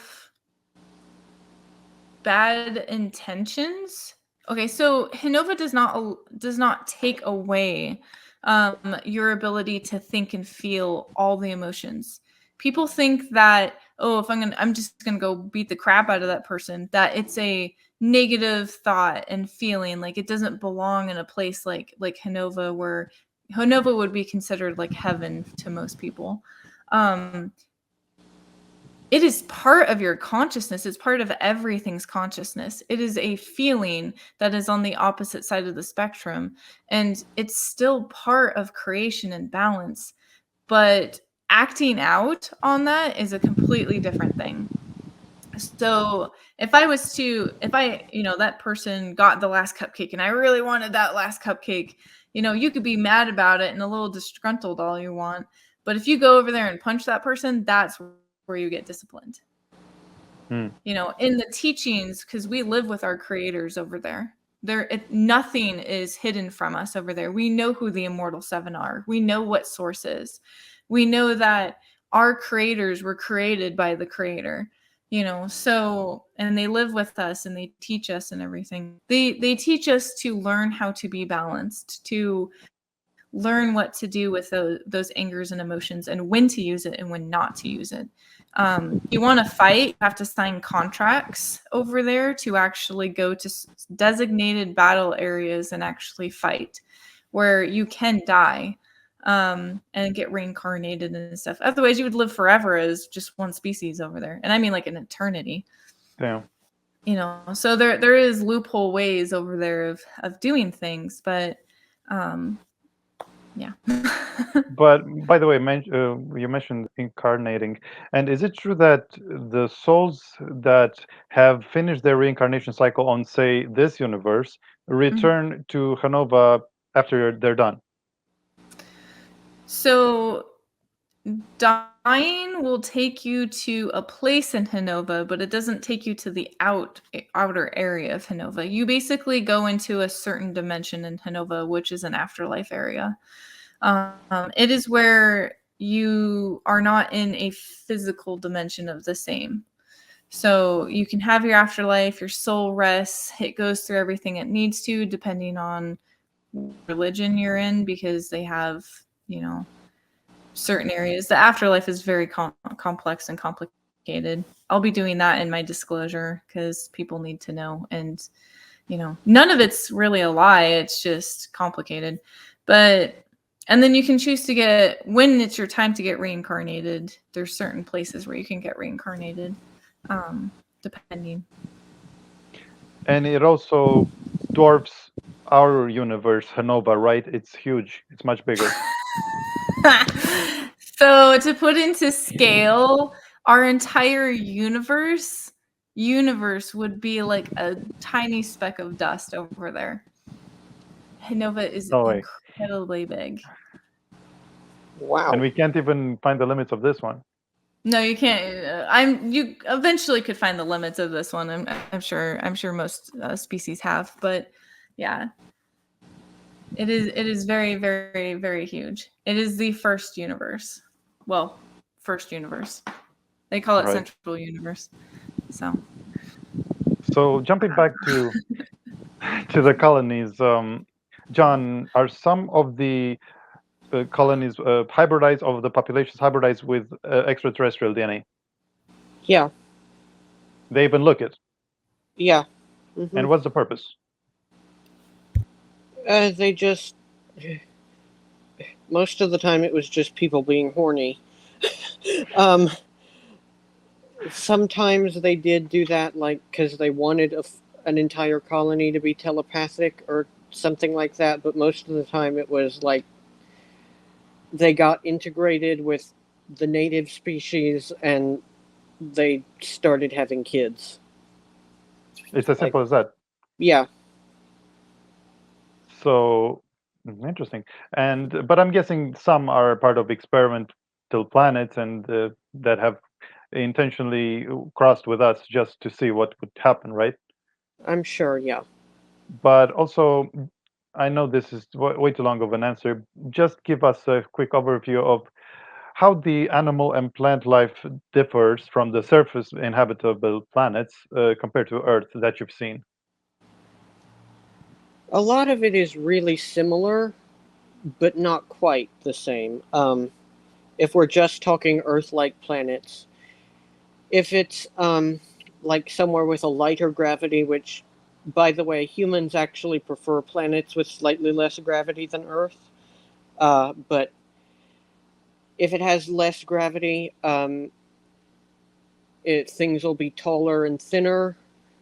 Uh, if it has more gravity, they'll be like shorter and more squat.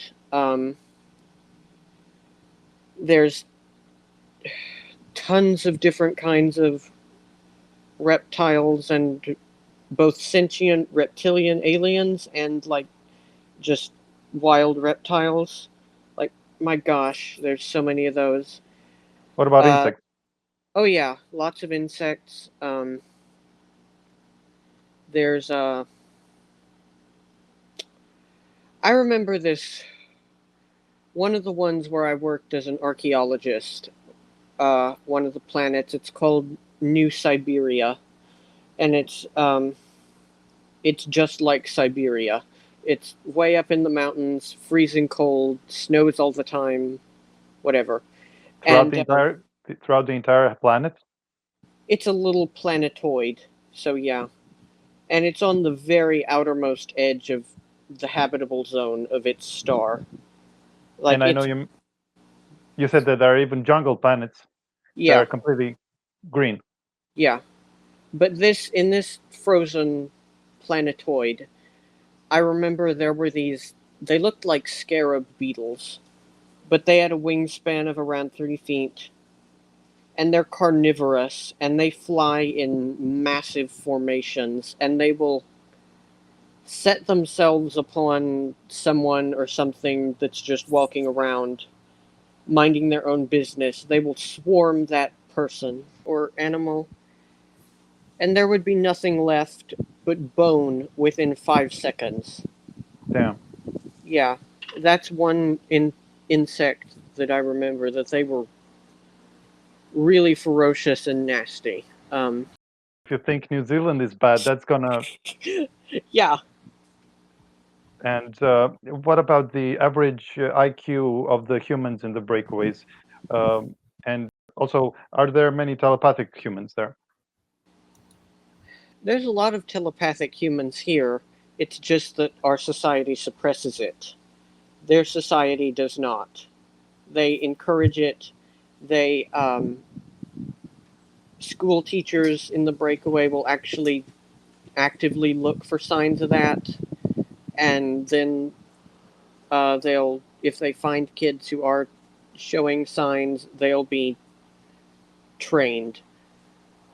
Average IQ, it's probably a little bit more, just because like the things, the issues we have on Earth that cause lower IQ, such as Down syndrome and things like that, don't exist out there. The poisons. Yeah, they Yeah. just don't exist out there, especially with regen technology. Like even if you a kid was born with something like that, they could just regenerate them and get rid of that. So it sounds like where our average is around 100, theirs is like 150, Yeah, I'd say something like that. Yeah. right? Also, how did ET races end up cohabiting with the humans, and what were some of their major traits? That's well, okay. Uh, in some of them, in a lot of these places, when we colonized their planets, either they were friendly and receptive to us, or we were friendly and receptive to them. Uh, and so they just became integrated. So you were saying that some of the ET races just naturally ended up there, but what about the ones that have been subjugated? Yeah, they're enslaved. They don't really get to breed with the humans. Although, of course, with any relationship, some humans are very horny.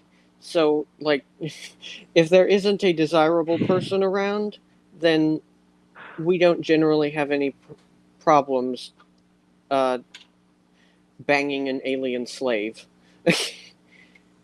So you're speaking from experience here. They weren't enslaved, but yeah. Hey, some of the ETs are hot. Yeah, they are. Such as? Some of the Andromedans are really attractive. There's this one species that they have like rainbow colored scales. I think that they're technically a reptilian, but they're much more human shaped than most reptilians, and like they're very beautiful. But still humanoid. Yes, and still Right. with. I don't want to get too graphic, but they have similar enough anatomy that it works out. Yeah. As long as you're not treading into reptilian territory, right? Yeah. Although, I mean, they're Hey, some of the sentient. And, reptilians are pretty hot too. yeah. Yeah. Yeah, but And I mean they're too incompatible. to have children, yes. But, They're not? like, I mean, to have children, I think probably they wouldn't be able to, but, like, just casual sex, they could. Some of them. Yeah, some of them could. Yeah. Interesting. And you also glossed over the fact that you had disclosure movements out in the breakaway planets, which is the first. And does that mean that information is equally suppressed there as it is on Earth? I would say more so. I'd say it's comparable to China or Saudi Arabia. Yeah. There is internet, and there is like a dark web where people will post conspiracy theories, but something like what we're doing on YouTube, that's a mainstream site where we talk about this, that would not be possible. There is a disclosure movement for two big reasons. One is everyone out there has been told that Earth is no longer habitable. In the breakaway colonies, at least, they've all been told that. And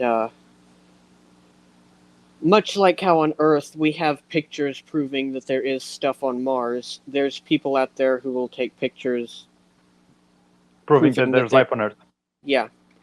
And the other big thing is that I've mentioned earlier, most people don't know about the slavery that's happening out there at all. Only the elite and sometimes the military know that, because the slaves are either in dedicated slave colonies or working alongside the elite in their elite colonies. The working class but paid ones have no idea that that's happening. So there is a movement of people like smuggling pictures and stuff and like testimonies of slaves. So I've actually remembered the Breakaway has its own version of Alex Jones. She's a Vietnamese American woman living, I believe it's in the American colony on Vega Prime. I grew up in the German colony on Vega Prime.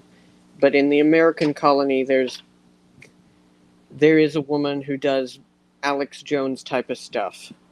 And when I got assigned to my Dark Fleet ship and learned that I would be speaking English because it had an American captain, I had to relearn English. So I would watch that show to relearn English. Yeah, that's a whole other story. But yeah, there's a disclosure movement, to make a long story short. Right. And did they have access to internet that was interplanetary, or was it set to each planet? There's interplanetary, yeah. They do have something similar to Facebook. I can't remember what it's called, but they do have that. They do have ways of communicating, because, like, you might have a family member on another planet. Like, so there are ways to communicate interplanetary. Mhm. And the news media that they have is also interplanetary. I see. And since we teased this before, could you quickly give some examples of the movies and reality shows that you have memory of from Breakaways? I remember 2 reality shows. One was on, it was an American one that I would watch on Europa in Solar Warden. It was a house renovation show, like they have here, except it was on Mars. Like, I don't know how popular those are in Europe, Daniel, but in America, they're a big thing. Is people house renovation shows, and Yeah. yeah, and I remembered one that was like a. It's like Survivor. I don't know if you're. Are you familiar I with? am aware, yes. Yeah, it's like that, but they'll actually have multiple species participate, and it's on Damn. some really remote island on some oceanic planet. I don't know where, but yeah, they'll do that. Um, That's creative. yeah, it is. It really is, and they're. I remember stuff that was smuggled from Earth. We didn't know it was smuggled from Earth. They would slap a label on it saying it was from a different planet. So you actually watch movies from Earth, Yeah. and I remember watching Star Wars and which ones? The prequels or the the originals. right? The Aren't they original. antiquated though? You would There's think there's that. some. Okay, the Empire, especially the aesthetic of the Empire in Star Wars is nearly identical to Dark Fleet. I'm sure it's beyond a coincidence. Oh yeah, oh yeah. That there's no way that's a coincidence. And there are. I remember a few people have actually talked about this. Songs that are famous on Earth, but sung by different people. I don't know if you two know the Hallelujah. Uh, I heard there was a secret chord that David played and it pleased the Lord. Of course, it was in Shrek. Oh, um, that yeah, that song was sung by a different artist in the Breakaway originally than the one here. It was sung by actually an artist who had already died on Earth before it was a thing out there, before it was a thing here. So I'm assuming maybe she was, because they do that with celebrities and media people and stuff. Is they'll, especially if they're talented, they will sign a contract that they can become a part of the Breakaway when they die on Earth. Damn! Wow.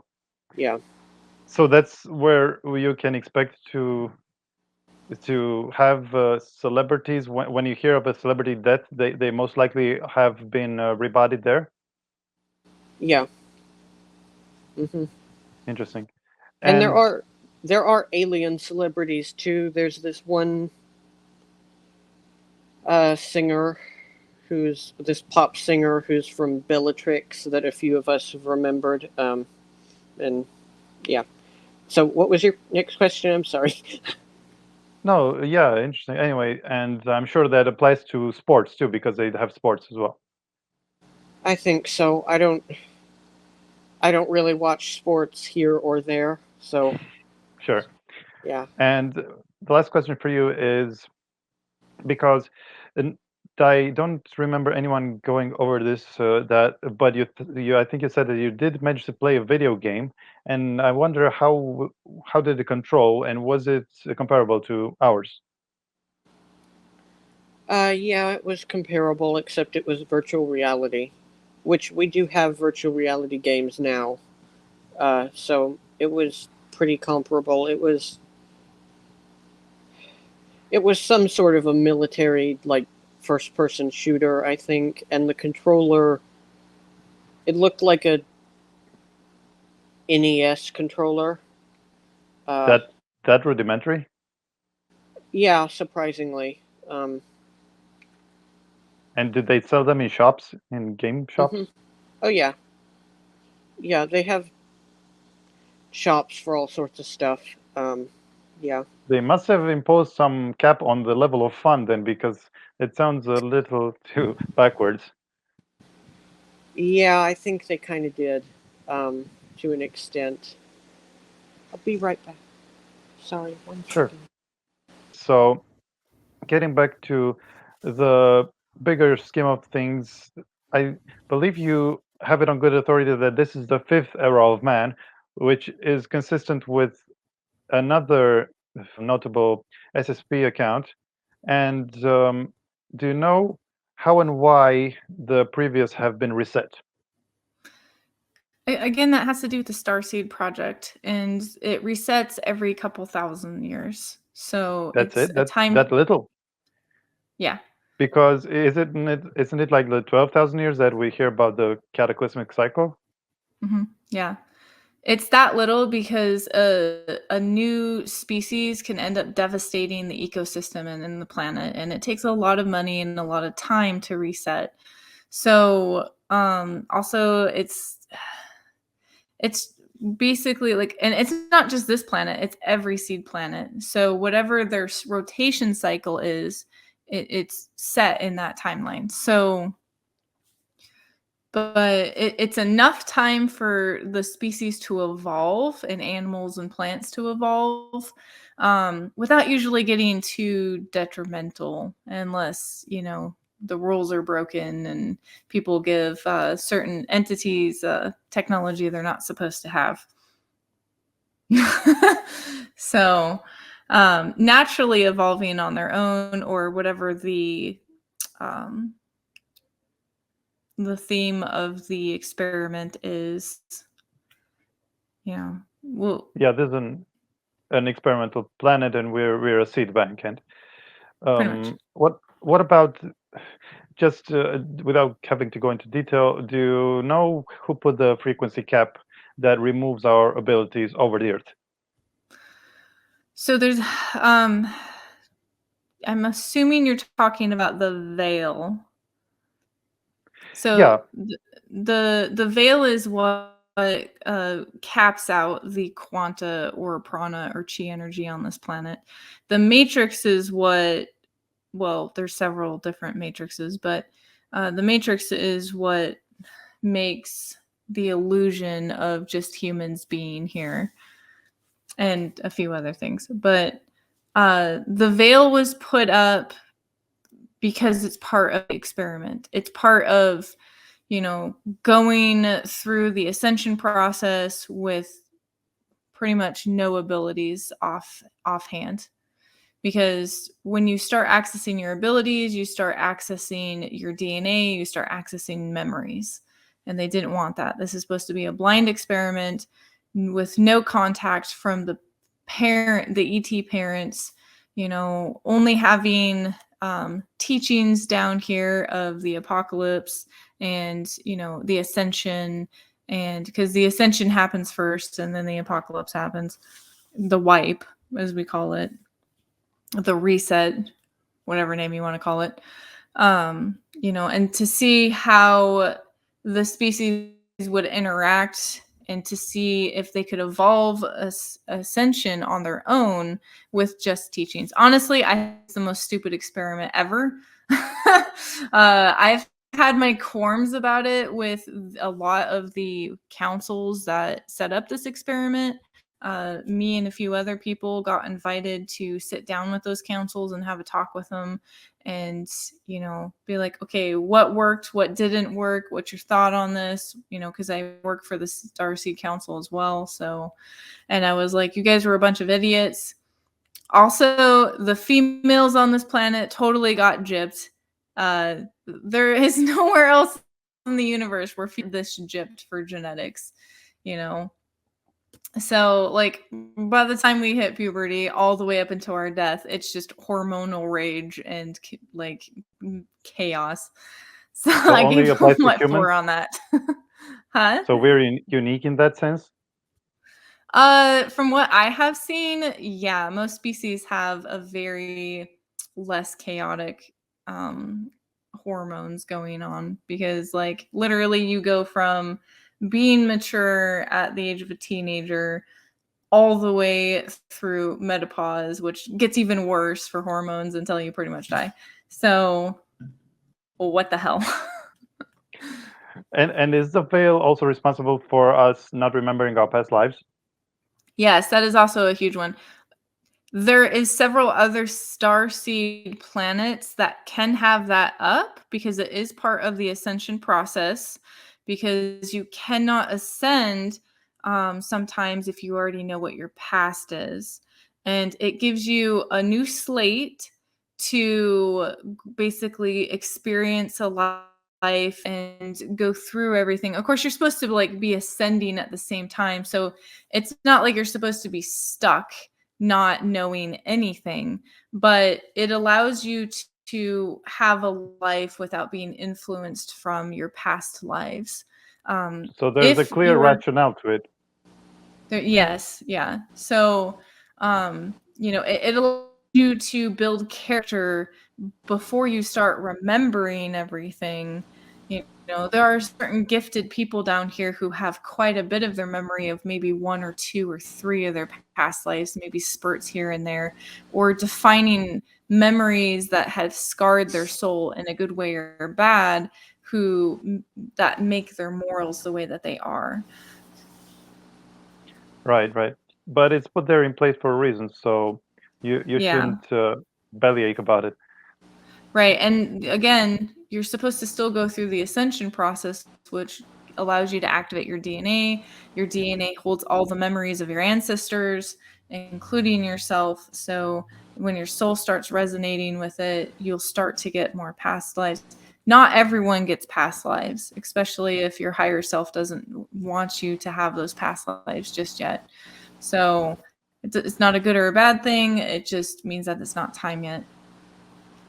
Right. And let's go to the final question, which is, you at one point said that this was the most messed up of all the starseed planets, and what makes it that way, and what happens if we don't get it together?